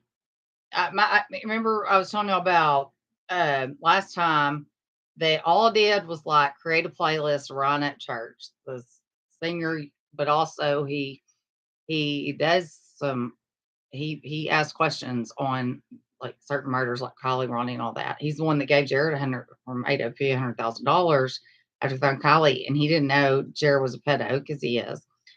But anyways, and Jared's back out again, searching for. And one count got dropped. I don't know if it was the sister or cousin. If I had to guess, I'd say probably the sister. It's wrong, though. It's wrong that happened, Jessica. Anyway, I haven't had a chance to dig into all that, but these people, I was saying, remember when I was telling you about, I said I'm gonna create a public playlist on my channel, name it Right at Church, and just say, like, I just saved a video that I had just watched. I didn't even say it was a video of him talking. And he's so funny.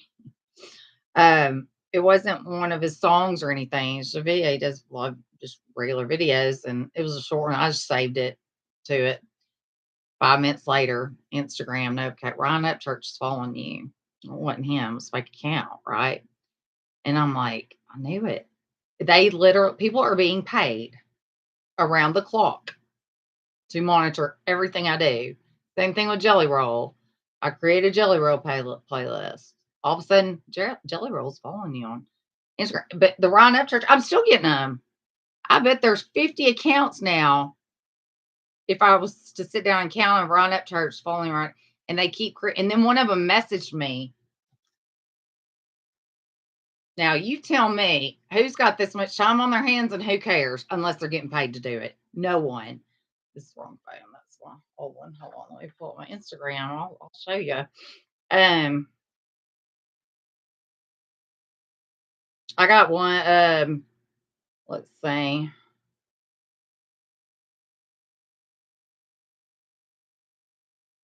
Seemed like I got one. I was on air. I've got so many notifications.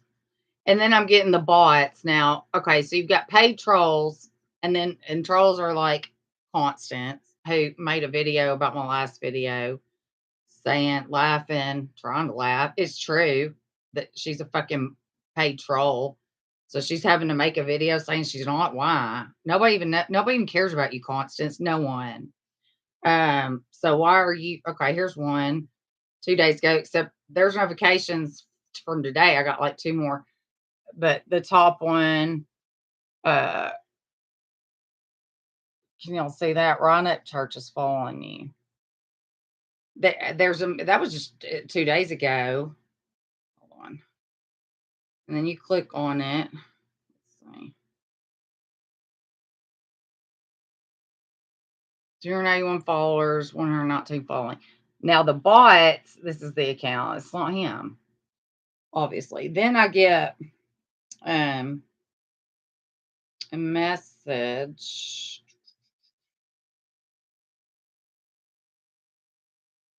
I don't know. There's so many Ryan Upchurches following. Okay, so then I get, this is from a different, where'd it go? Really message me. I'll put it in my,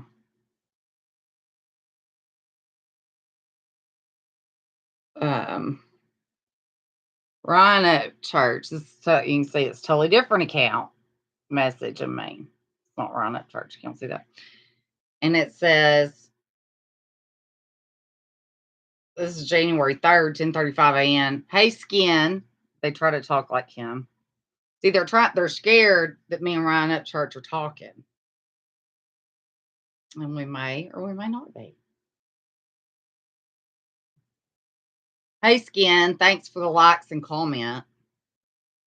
I noticed a bit. So they saw my comment on Ryan Upchurch's. I made a comment where like, yeah, I love her, whatever, on something he posted where he has 2,000 comments, yet they know they're watching it. They watch everything I do.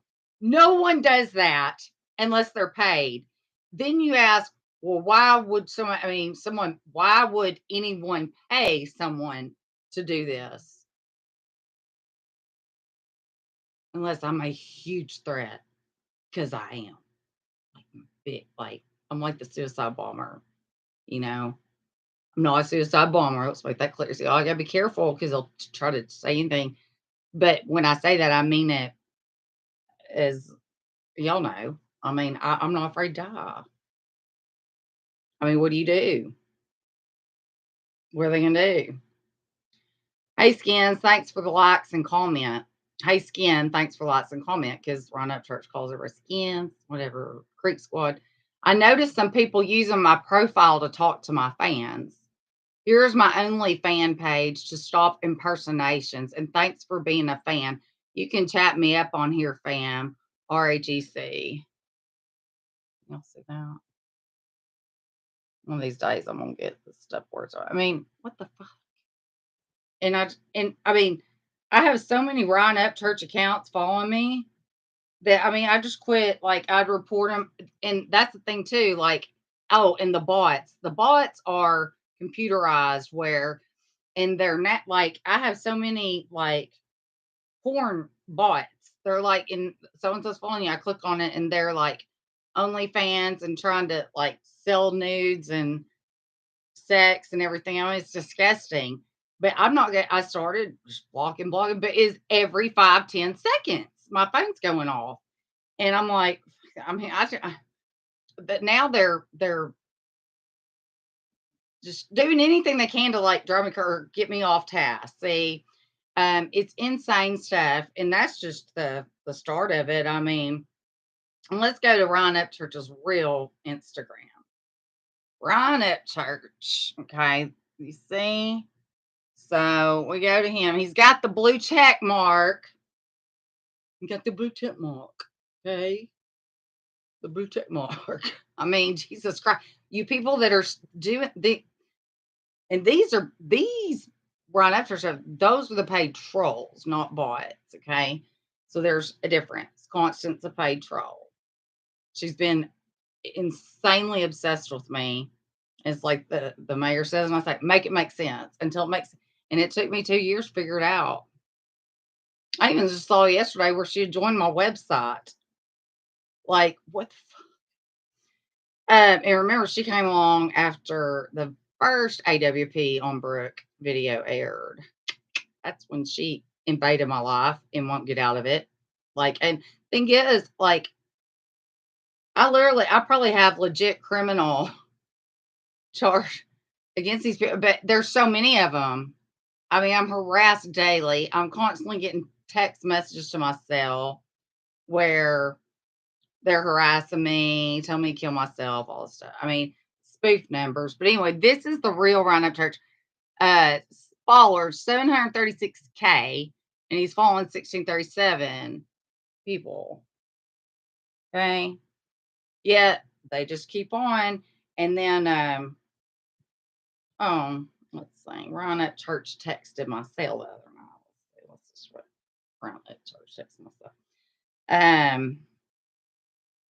Let's see, where's that one? Well, you can't make this shit up. So stupid. I can find it. I don't think I deleted it. Oh, and then I got people trying to hack my shit by sending me emails. It's probably Ickmail. Seeing as how, and I'm gonna play that video in the next podcast or so of him telling the world back before I think he started his channel, or maybe it was just after, and he's in his car and he's like, yeah, and we used to just hack people's phone and burn their phones up and burn their computers up and crash them and all just for fun. Nobody does that shit for fun. And irregardless, and that makes you evil as fuck. And then you're gonna sit here on your little high horse and act like you're all about victims and murder victims and exploit. That these are the real tragedy pimps. That's what I got called. Give me a fucking break. The one's called it's called was it deflection? Yeah. They're projection. Yeah. Because they know they're out. But like Anthony Kell 42275 at gmail.com, Sunday, January. Instagram badge. Congrats on your upcoming Instagram verified badge. You're now eligible to get your account a blue check. As a professional influencer on Instagram, we saw that your page is a built up of a bit of popularity and needs to be verified. Reply ready to this number if you're interested, and let's get it done. Thanks, the Instagram team. But it's from Anthony.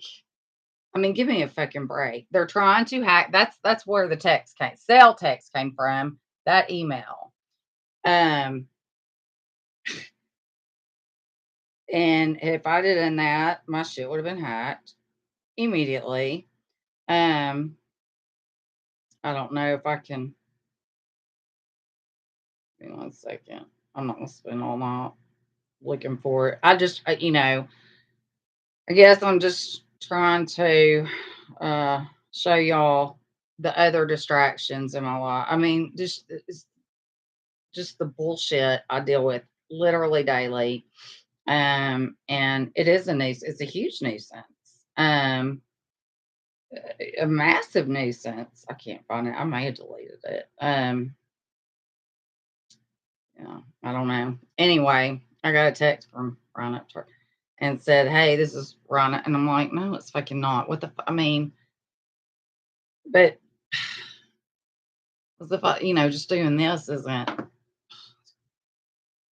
whatever enough, and it makes your brain fried. And I am doing better though, a lot better. I'm like the old Shelly Jo when we first started this, where like I'm thinking more before I and I'm just, I think y'all can tell I'm doing so much better. I'm calculated again and whatnot. Anyways, insofar as let's see, let me just read some chat real quick, and then we'll sign off. But like I was saying though about Rabbit and them, I mean, it's just a necessary evil that I'm even gonna have to waste time doing it. But I'm not gonna call it a waste because it's about Brooke. Okay, it's about Brooke. And she had the nerve to say, in the video where she trashed me and said, "Hi, bad Amy Winehouse hair day," which I thought was kind of mean because Amy Winehouse is dead. Okay, I mean, I don't care about the hair thing, but that's just like, I don't know. But anyway, it's a necessary evil I have to do because there are so many new eyes on this channel that has come from her channel, and they need to see her for what she is. And it's enough people. We're talking a few thousand to where I need to just put the truth out and then let them decide, right? And we'll do it, and we're going to do it all in one swoop podcast and be done. But Myra Sayhoff, Rabbit Hole, Down the Rabbit Hole News, you're a fucking liar. You're a black heart, black soul. You probably don't even have a baby. You probably just have a little baby. I mean, I wouldn't even be surprised. You always talk about feed the bunny. We got to feed baby bunny. Like, give me money. And I'm told she created some emojis or some shit, where you pay for the emojis, and now she's got the members only stuff. And we talked about it early in the podcast. I'm not doing that on my channel. I'm not making people pay for the truth. But as I talked about earlier, like, it's time I got to ask for help monetarily wise, and I'll give. I mean, JoJo's for Justice.org and websites, $10 a month, $20 a month plan, or yearly. And there's really not that much on there as of now. It was originally created with Linda Ives and Sambo from Texas, the one that hired me to originally host and interview Linda Ives and whatnot. And everything just kind of went different. And I mean, I interviewed her like 4 times, but and then he just gave it all over to me, and me really, and I shared it all with Amy Jo, and then but she was so yeah, JoJo'sJustice.org, need help. Got a $400 computer bill. I got to get that computer out. It's got all like 60 something podcasts, and it's good stuff. And it's got my Linda Ives interviews. It's got Stacey Remus. She's wanting those interviews. She did like 4 with us, I think 4 or 5. And she wants those. She needs them. There's a lot too coming up on her dad's case, Steve Faison. In fact, we've been missing each other. We're getting ready to talk again soon, maybe even tomorrow. But it's just a necessary evil, and I hate asking for money, and I always forget to, but I can't forget anymore. I mean, I have expenses, and I got to make a living. I'm not trying to make a fat living, but I gotta be able to pay bills and stuff. Let's see. Okay. Terry says she lives close by. Oh, okay. Hold on. Let me go back up. This is talking about Menifee. Let's see here. Hey, so glad to catch you. Okay, we were at that. Oh, and see, and I've got to get that. There's virus on this computer first. These pop-ups keep popping up. Let's see. Terry says it has a nice post office. No McDonald's. Oh, it has a nice post office. It doesn't just have a post office. It's a nice one. See, why is there a post office? And that somebody asked, why do they even have a police or why do they even have a mayor or city council? Well, here's why. If you listen to that interview, clearly there's bad shit going on over there. And there's a lot going on, and it's all sinister. And they need, for whatever reason, the bad guys, the evil ones. And trust me, this goes all the way up to the government, all the in the Clintons. I promise you, their hands are on. Everybody's getting money over all this and the construction thing he was talking about. But the they needed a police force. Why? There's 266 people in the town. They're in Coleman County. The county seat's Morrilton. It's 5 minutes away. Okay. And Conway County has a good, I mean, they're not sparse. Okay. They've got some big cities. Okay. So they've got sheriff deputies, but could be in Menifee in 5 minutes. They've got sheriff deputies that patrol Menifee because that's their county. Okay. Yeah. Why do they need a police department for 266 people, chief police, and then 8 deputies? Let's do the math. What's 260? Because y'all know I can't do math in my head. Oh, that's my alarm clock. Let's just do that math. That's my alarm clock again. Oh, there it is. 266 divided by, we're going to say 9 because 8 deputies and a police chief. Or if I'm wrong, then it's 7 deputies, police chief. Either way, we'll just do it by 9. That's one officer per 29 and a half people.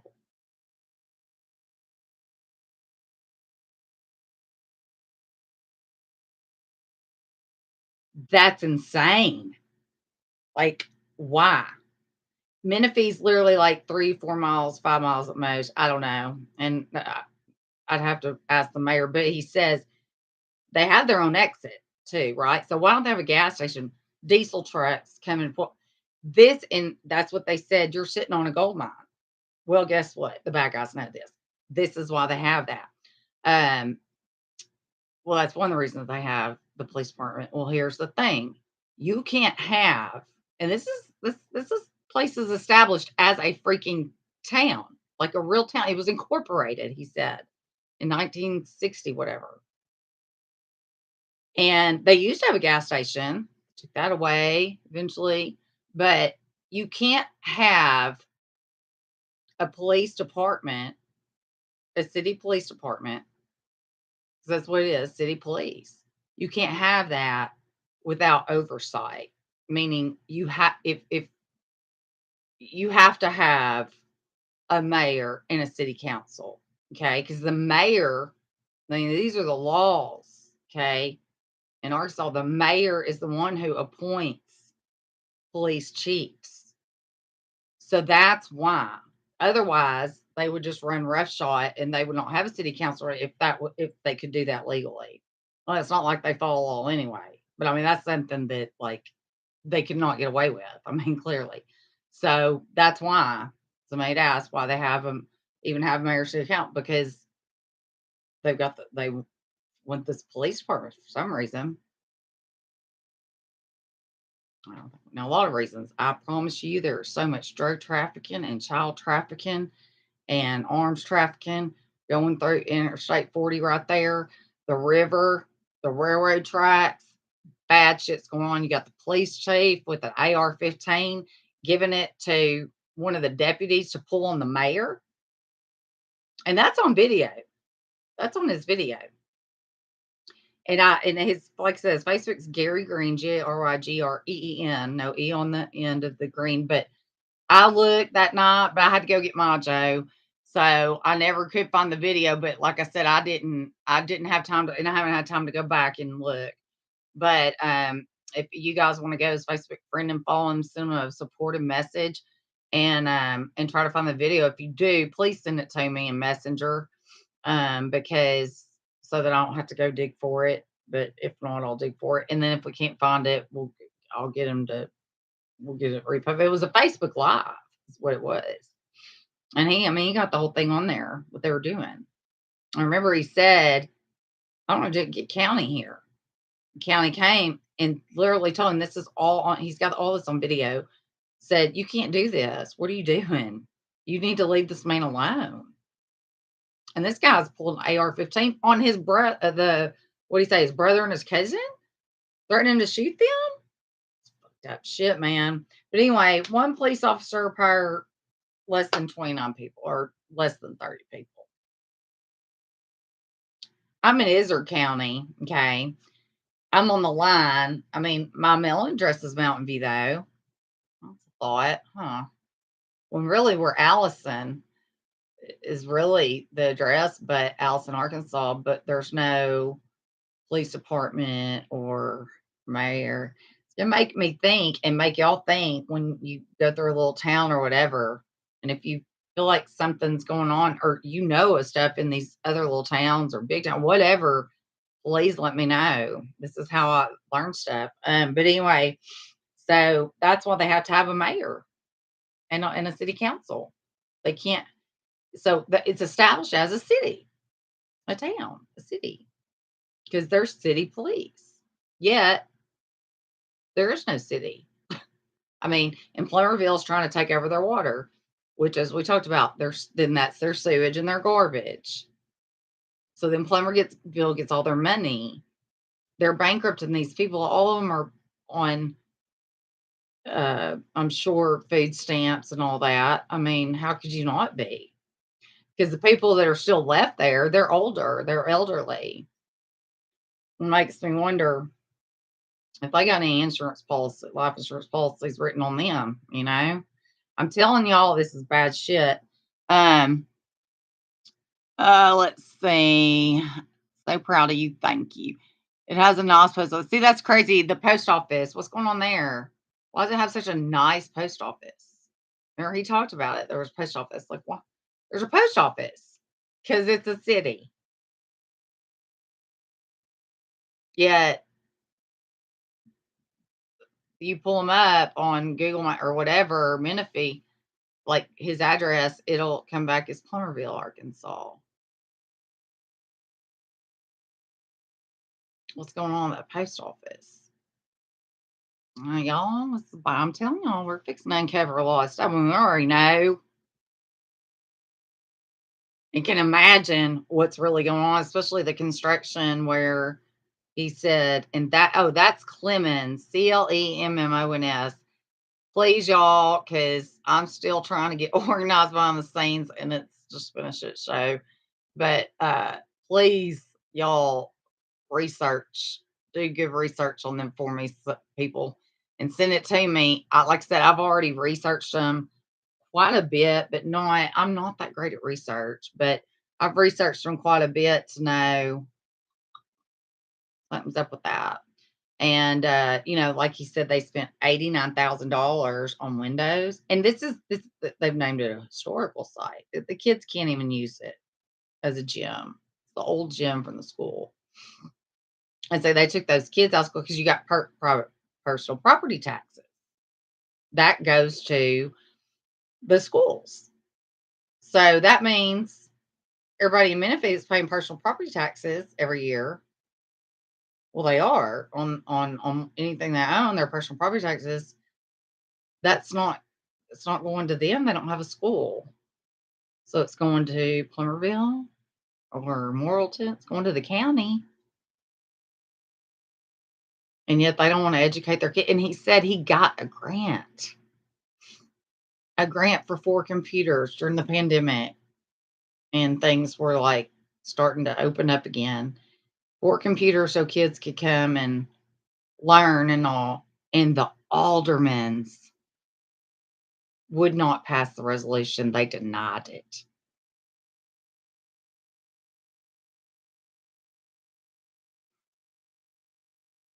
Who does that? And here's the thing. Menifee, is like a blip on the radar, right? But not only is that place a gold mine, that property, my God, right off the interstate, Jesus, Brett, you could do that town should be booming.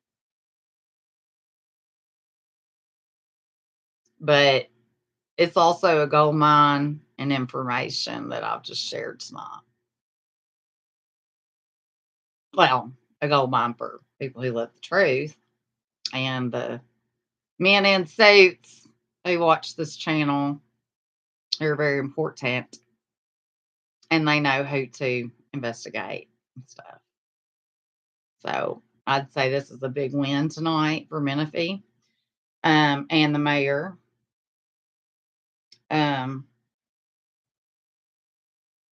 Plummerville has a very small town. Terry lives close by. I didn't realize you lived at, for some reason, Terry, I think you live in over by Jonesboro, or like, I don't know why I thought that, but okay. So she lives close by to Menifee, and not very small town. Plummerville has a dirt track. Yeah, okay, that's she's talking about the. They went to court for stopping people for speeding and can't anymore per judge. See, that was on purpose. I didn't ask him. Do they have? Well, they don't have a courthouse. They don't even have really a city hall. That's another thing. In the school, when it was still there, was used as multi-purpose, where city hall was in the school. I mean, this is like the best kept state secret for the deep state evil ones in Arkansas and on it.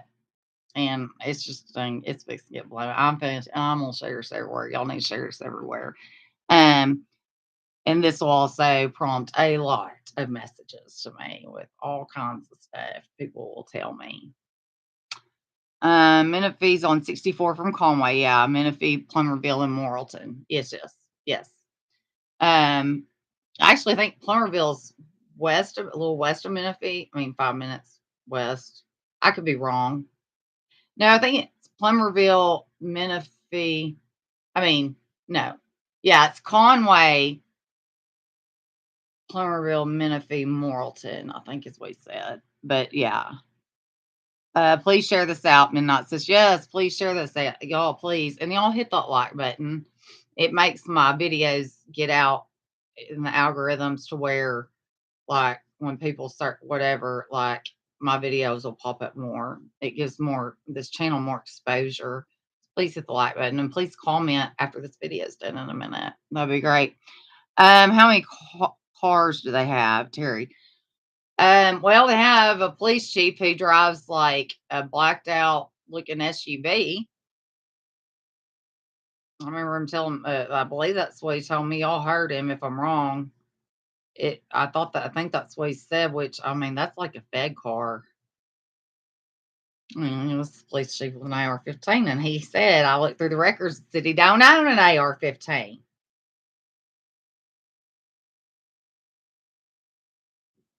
But they're pulling an AR-15 on the mayor and his family. That's like big shit trouble. Just that. Oh, again, on the Clemens construction. Like I said, this is a deal where and the thing is, who approved it? Because the bid, you got it's law where people, companies bid, but the bids have to stay open for like 30. Like the city has to leave it over 30 or 60 days, and basically anybody can bid, right, on government contracts, because that's what that is that they're doing. That's going to be a historical site, and they're putting in probably in the end $500,000. But they're not employing anybody in Menifee to work on it. But this Clemens Construction, and they're big shit. I mean, like I said, but I please, like people, and there's one guy, I can't remember his name. He's the owner pretty much, but he's the registered agent. He's the CEO. He's the everything. Like he's the only, something's wrong with this. And I'd like to know other contracts they have, but $89,000 for windows. Where'd they get the windows? See, everybody that's doing this, they're stealing money. Okay, say it's 250,000 before it's all said and done. when it's basically the municipal league has said if a tornado gets it, if it gets destroyed, $50,000 insurance policy. That's what they get, but they're pouring all this money into it. So basically, that means what they're doing shouldn't cost any more than 100,000, 80,000. They shouldn't be doing it. They shouldn't even be doing it. Make a city hall.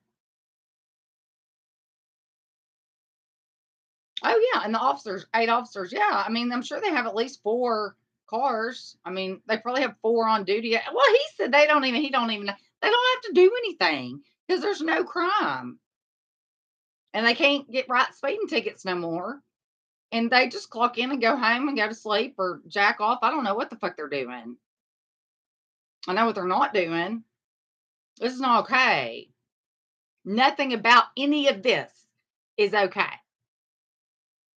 And just like the mayor is how I am, how we are, right? Make fucking sense. And a lot of it is all the pieces, but we're going to find out exactly everything and who all's involved. Okay. And I will say, in my opinion, Clemens Construction is big time involved and knows exactly what this is. This is not on the up and up at all, in my personal opinion. Just try to prevent getting sued. I don't really care if they sue me. I don't care who sues me. I mean, I'm already being sued for $1 million. Like, they've tried everything to shut me down. I think, short of killing me, which they've tried that too, killed my dog. I mean, it's just not, I'm not going to shut up. Not going to shut up.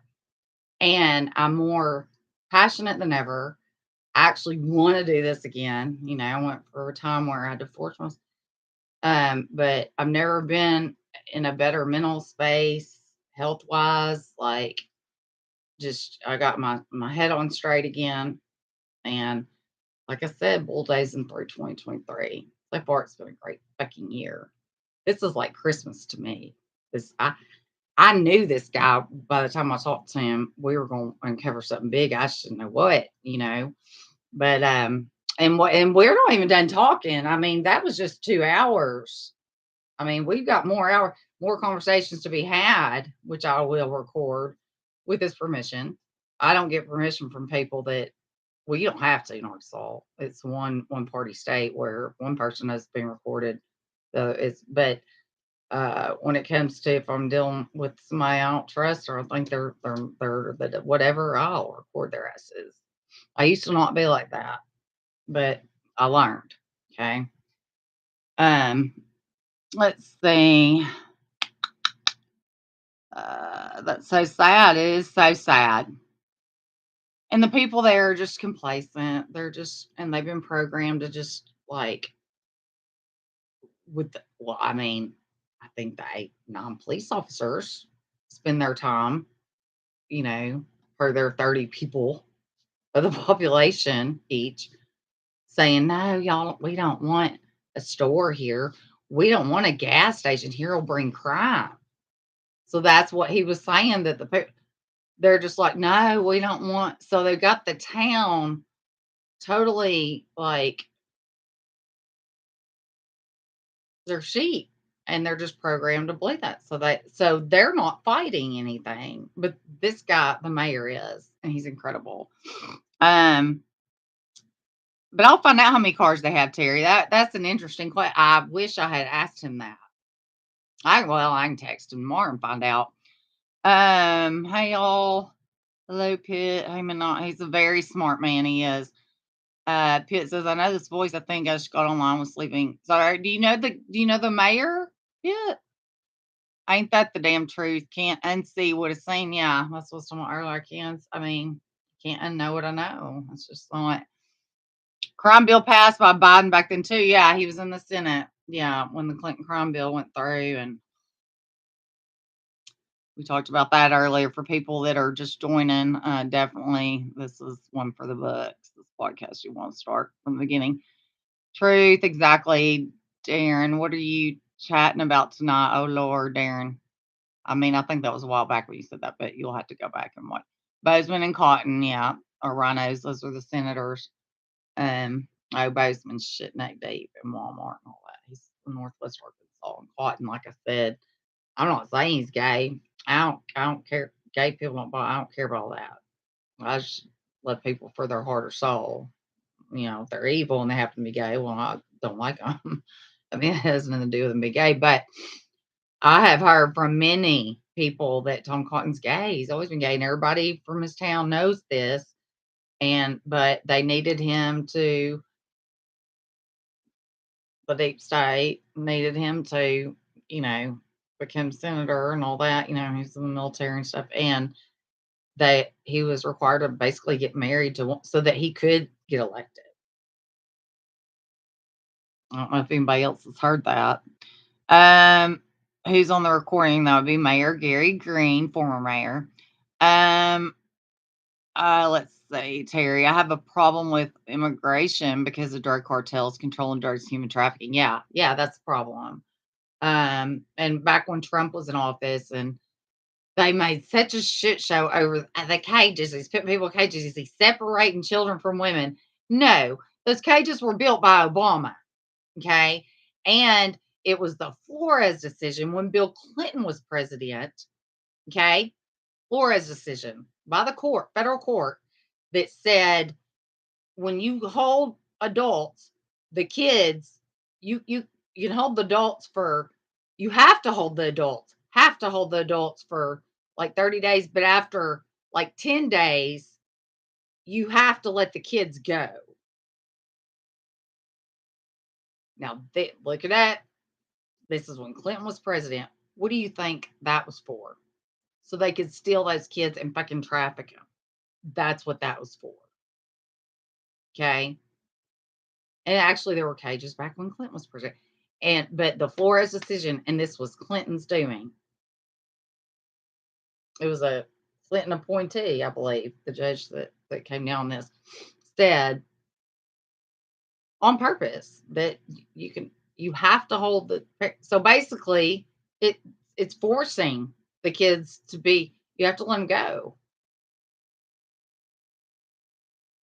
Or they go, I mean, you're talking about what, a 5-year-old and all these kids. And it dawned on me when I was doing the Dave Ellsworth radio show on air, and I was like, that's what really happened with these children. Because during my time on the radio, that's when all the hell was breaking loose over Trump. And all these children and women and people in cages, and their kids were getting separated from their parents. It's been happening since the 90s, if not before. But for a fact, during Clinton. It's called the Flores decision. Look at that. So where'd all these kids go? I mean, they didn't just come in America and get a job. I mean, we're talking 3-year-olds, 4-year-olds, 5-year-olds, 8-year-olds, 10-year-olds, the minors. They couldn't hold the minors more than like 10 days. And I could be wrong on the days, but basically they made it to where there was no, I mean, the law said that they had to hold the adults for this long, but the kids, no, not that long. So it forced them being out there. Well, what do you think happened? United States government took them and trafficked them. That's what happened. Some of them probably ended up at Epstein Island. Who knows? But when they were raising hell about Trump, Trump's going, and these aren't even cages Trump built. And the footage they were using was footage from the Obama administration. And that was proven of these people in cages or whatever, the fencing. And they used that footage and said that's what was going on right then under Trump. Bullshit. That was lies. And Trump kept saying, I don't have any control over it. The federal court says we can't, and he said, we have to override this. I don't know if y'all remember all that, but he was blamed for it all. So yeah, the immigration thing is really not even about, it's a tool that the government uses, the left, with the right's in on it, most of them, to also make Americans fight. So you're on one side or the other, you're the Republican or Democrat. You see what I'm saying? Well, I know y'all know. They conspire to make people fight and not get along. That's what the devil needs to happen. If everybody ends up on the same page, the devil's fucked, right? So yeah, so much to the immigration stuff. I love the pillows on the bed. That is so funny. Yeah, I'm a pillow whore. I'm a pillow slut. I have probably, I don't know, like 15 pillows. And I tried to make my bed a little bit. My Joe, we were watching Better Call Saul last night. So, and she always messes up bed. I'm still, I sleep perfect. But she's like all over the place. So I just started throwing pillows and stuff and tried to make it up. But yeah, I love pillows. I got way too many, I know. But I use different ones. It just depends on my mood. Okay. Ex-Mayor Menifee. Okay. I knew that voice. So that's what I'm asking Pitt. Text me. Do you know him? Do you know Mr. Mayor Green? Former Mayor Green?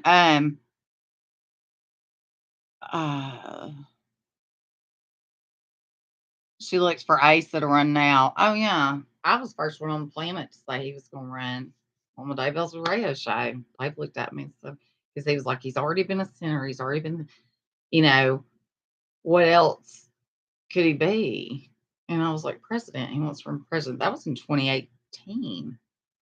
I said he's going to run for president. He hates Trump. If he can in 2016, he will. I mean, 2020, he will. If not, 2024. And that's exactly what he's doing. And by the way, his son, Asa June Hutchinson III, in Northwest Arkansas, just got arrested. Well, publicly for the third fucking time for DWI last night and drugs and illegal firearms. In case anyone didn't know. And y'all can go back on my Facebook Live videos for the post podcast where I'm going off 4 years ago about Asa Hutchinson and how his son had already 2 DWIs and he hadn't paid for a damn one of them. I'm sick of this shit. I am sick of it. And he got the one in Alabama. He got out of it because Asa was governor. Then he got another one in Northwest Arkansas. And all of a sudden, there was no record of it. Yet, there was a record of it to start with. But then the next day, there was no record of it. And Asa sent him to Natural State Recovery Center. Well, who was involved in Natural State Recovery Center? That super nice place in Little Rock. Well, that would be Kirk Lane, murdering director Kirk Lane, and his buddy Jimmy McGill, who came literally straight out of Lonoke County Jail. First convicted felon to hold a state position. Staley's jail, Hunter Britton's. I mean, Jesus, y'all, I could go on all night, and I can't because I got to get up. She went to another birthday party. That's another thing. Kid cost me about $100 a month in birthday parties. She's got so many friends, which is great. But anyway, and the sleepover, but they're all going to church in the morning, and I got to pick her up at 11 at the church. Because her daddy, he's coming to see her tomorrow, but he's not gonna be here till like noon, so I gotta go get her. Let's see, real quick. High Hopes. I wanted to know. High Hopes is back. I don't know, High Hopes, if I've seen you in my chat in forever. I don't remember, but I will tell you, I thought about you several times lately. Like, man, I need to call her or text her. So I'm really glad to know that you're here. That makes me happy. Hello, High Hopes. Hey. Okay, Truth. Bet, game, and fish was in that budget. That's interesting. I mean, game and fish, they're not. I don't know. I'd have to ask more of what you mean by that because I mean they are a state agency, and they are the most corrupt agency in the state of Arkansas. A lot of money gets funneled through the game and fish. A lot of money gets taxpayer dollars get stolen, and there are game and fish people who are literally hitmen. And they've taken out a few people. They have more power than your county sheriff. That's a true story in case you didn't know that. That's a fun fact. Why? How? They do. Game and fish officers have more power than chief of police, county sheriffs, possibly even state police. I want to say, yeah. Don't quote me on that. Why? They're game and fish. It's fucking weird. That's crazy. Oh my God. They think they can do what they want in that town. Dirty cops, yeah. Well, because they do what they want. And this is Arkansas. Do whatever the fuck they want, apparently. Laws don't matter in Arkansas. Unless you're a good citizen. Well, that's when laws matter, right? People like us, law-abiding citizens, well, laws matter big time. We get arrested for the littlest thing, But you're back. No, they just fucking. I mean, geez. I mean, just look at the boys on the tracks. Which, by the way, that is my baby case, and we are going to do a whole series on that.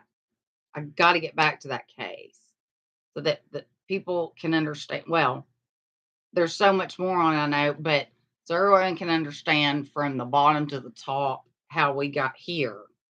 And they say, I always think the Clintons are involved in it. Because they are. I don't think I know. But it's not like they're the ones pulling triggers. I mean, it's a like pyramid, organized crime. Great podcast. Thank you. They mess with the wrong town person. I don't even know why they have a mayor. Yeah. Well, I just answered that a minute ago. They have to. Police department. I want to know why they have a police department, why they need one. But somehow, for some reason, they really need one. And it can only be to do some sinister, fucked up shit, illegal, big time. Let's see. And Shelly, you look very pretty. Not thank you, Lori. That makes me feel so good. I feel better about myself. Especially since I totally stopped drinking and stuff. And I'll just go back to social drinking once every 4 months or 6 months or whatever, like I used to. I've never even really been a big drinker. That's the truth, but I don't know. I mean, grief and everything else will push you over sometimes. But I definitely am working out and stuff. So I feel better inside about myself. I'm not mad at myself. I'm not, doing things that are hurting me, that make me ashamed of myself. I'm doing good things. So that makes me love myself again. I think, I know for a long time I didn't. Let's see. Did Rabbit have a channel before? She did, but she only had, funny enough, she only had 1,000 subscribers. Then she releases my video, and literally in 24 hours, she gets 18,000. That don't happen. My video is still one of the highest viewed videos on her channel. It was at 40,000, I think, last time I checked a week or so ago. And she's making bank off that, right? All for what? To turn around, trash me in 4 more videos, and then interview Caprice, who wasn't even there, and Kelly, who was involved in the murder herself, and lie, and they both lied, and we're gonna go through that interview too. Caprice fucking lied in it. First time I heard it, I was like, okay, it was good, but that was my initial reaction. I mean, I didn't think it was great, and I thought, well, Caprice really didn't get she didn't. This is just but it was just good enough, because I was like, Kelly finally told the truth, about some things, even though she didn't want to. She did, but it to where we've talked about this before. But anyway, but they still both lied, and Caprice played dumb. I think, isn't that right, Kelly? I almost think they were together. I've gone back and I need to do it again before I ever air it. We go over it piece by piece, but I would go back and listen, and it just sounded like they were in the same room. Like they were giving each other cues. I don't know. Either that or she had said they did it with their faces, but then they chose to just not have it shown when Myra Sayhoff, rabbit person, showed the interview, she just put like avatars or whatever in front of them, so it didn't show their face. So it could be, but it was clear they were like, and I mean, she said that, and like I'm the one that was there. I'm the one that like, but you're gonna interview Capri. See, no, and like I said, she dropped that video on purpose that night when I was live. Like, oh, let's listen to it, and her throw me on the bus and then catch me live and just like, what the? Wait a minute, and take the bait, thank goodness. But anyway, we'll get to it all. And I don't know much about Rabbit other than she seemingly came out of nowhere. Thank you. And boy, so did Caprice when she sent me the video. She sent me the Rabbit video that Friday morning. I was like, and I saw my face in the thumbnail. I'm like, what the fuck? She's like, oh my God, And then all of a sudden, she's got like and she's like at 20 now, and she's charging for memberships and all that. For what? All you do is lie, or all you do is play what the mainstream media is saying that are lies. What are you doing? I mean, what do you? I'm sorry, and you think your work's important? That's not the work that get. It's not even about the content, y'all. The content just comes to them. I mean, the editing they do is what they spend all their time on. I don't edit shit. I never will. I have no reason to. Why would I edit anything? Think about that. And she edited their interview too. I mean, you can hear it where it was edited. But anyway, yeah, she did come out of nowhere. And boy, Kristen Hickman was, she's like, oh my God, he's been on Fox News and all this stuff, which I ain't never seen on Fox News. Of course, I quit watching all. I don't care. He's full of fucking shit, and he's a fucking hacker. A professional one, an expert one, like CIA level. It's in his own words. I'll play that video for y'all. You can find it under Ryan Upchurch's official YouTube page. I came across it the other day.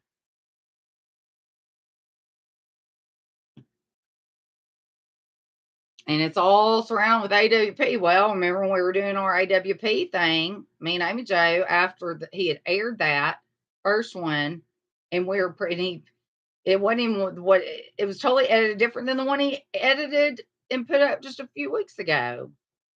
But he's making a ton of money. I think it's got 250,000 views. And now people aren't just trashing me this time. They're trashing Sam and Kyler and telling Jared's just the same. See, y'all don't understand editing. Terry Hobbs does. By the way, I've talked to him. He'll be on here soon. Yeah, Rabbit. Yeah, Myra Sayhoff came out of nowhere. She's the devil. Anyways, I don't know. Yeah, okay, we were there. Yeah, yes, you're doing great. Thank you. You don't ever see anyone out. Oh, Terry's talking about Menifee. Yeah, they're scared to go out because there's 9 police officers for a 3-mile radius. The geography, I mean, that's insane. They're scared. And these are all black police officers. They're terrified of them. So they just stay home. Unless they gotta go Walmart and get grub. Yeah, that's why she was wondering how many vehicles. She said he said budget of 130 for police departments, so they would make about 18 to 20,000 a year. Exactly. And what are they making under the table? Right? And they don't even go to work.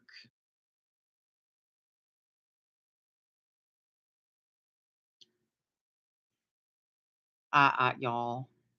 I need to go get not all butterfly effect. I'll come back after the live. If you're being threatened or harassed, I need to have a few answers to help you.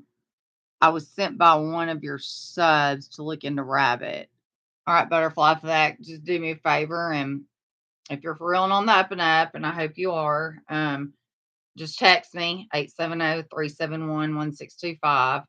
And I personally need to know something about me. I want to know who you are. I got to know who I'm talking to and dealing with. I got people that come in. I'm not saying you're doing that at all. But I would love help with all that. I would. It's Conway, Menifee, Plummerville. Yes, Conway, Menifee, Plummer. Yeah. Got to get in bed, Shelly Joe. Have a good night. I know, good night all. They're federal. I don't know what that was too. All right, guys, I'm gonna go and see what happens. Is after I do a podcast, like it's like an adrenaline rush. So my brain's like all excited and it won't shut off. So it takes like 2 or 3 hours to go to sleep. I take like extra Tylenol PM and stuff. And I'm not drinking anymore, so I don't have that down. Oh my God. Anyway, I'm really pleased with this podcast. And I'll be honest, tomorrow or today, tomorrow. Even though Mondays weren't late and I don't have to get up Monday morning and all, I honestly don't see me coming back tomorrow evening or whatever, Sunday evening. I might. If I do, I'll let everyone know. But and I honestly can't say when this week. You'll hear from me by next weekend. And unless something crazy happens, hopefully even before then. I'm gonna try to do like 2 a week. And more. I'm trying to do more. But hopefully, like I said, my dad's going in the hospital this morning at 11, and then he'll have his feeding tube procedure Monday, and he gets it. And I just pray he makes it through it. And all it's things. So y'all know, and if something happens with my daddy, like I'll definitely post on YouTube community, and I'll post on Facebook for everyone to know. Okay. Praying for your day. Thank you so much, Lori. I love you. I really want to talk to you this week, truly. If you will message me whenever on my cell phone, I will invite and let me know the days are off, and let's figure out a phone call. I know you work late or something. Anyways, again, I need funding, guys. Like I said, I got a $400 computer bill. I got to get it. It's good work. It's my work. I hate doing it, but I got to do it. JoJo'sforjustice.org. You can sign up for a $10 a month plan, $20 a month plan, yearly plan. Or you can cash at me. It's $ ShellyJoGovar, or PayPal at ShellyJoGovar. And just any help, I need help. I mean, I do. I actually do something worthwhile versus all these other people. And I hate money. But like I said, I'm not going to do memberships on my page. That goes against my grain. I'm not keeping my videos or my work from people, making pay for that. You know what I'm saying? It's not who I am. Can't do it. And Lord knows I'd probably make the most money if I can't. I won't. I love you guys. Anybody want to message me on Facebook? Y'all want to tell me stuff? ShellyJoGovar, ShellyJoGov is a Victor AR. Go JoJo's for Justice on Facebook and follow it. Please share my stuff, guys. That's the most important thing. And then, I'm on Twitter at JoGovar. I do a little on Twitter. Instagram, though, I have been busy on Instagram. Let me tell y'all my Instagram real quick, because I've been working on building up social media too. It's just, that alone's work. Hours I've spent just trying to build up on platforms. It's just Shelly Joe, SHELY. No, hold on, shoot. I'm trying to count. Shelly Joe. That's it. So, anyways, and I've been posting good stuff. Posting about Kirk Lane and all, and some funny stuff too. Y'all know I love funny shit. All right, I love y'all. I will see y'all again soon. Please share my stuff, share the love, share the good work. Thank you all for being here. Would not be where I am without people like Terry and Pitt and Lynn and just all of you, Lori. Y'all know, like, y'all have my heart. And it's been a journey, and most of you have been with me the whole 4 years, and we're going places, folks. Lots of people are scared. With that, I say goodnight to Larry first. Larry Joe. He sleeps beside me. I'll put him right here. Like a puppy. Oh, he's so sleepy. Looks. He's famous as Larry Joe Frigglesworth. And he is asleep, doing what he does absolutely best. So with that, I'm Shelly Jo. My daughter is Majo. She is the reason I fight. And we're the JoJos for Justice. Love y'all. Good night.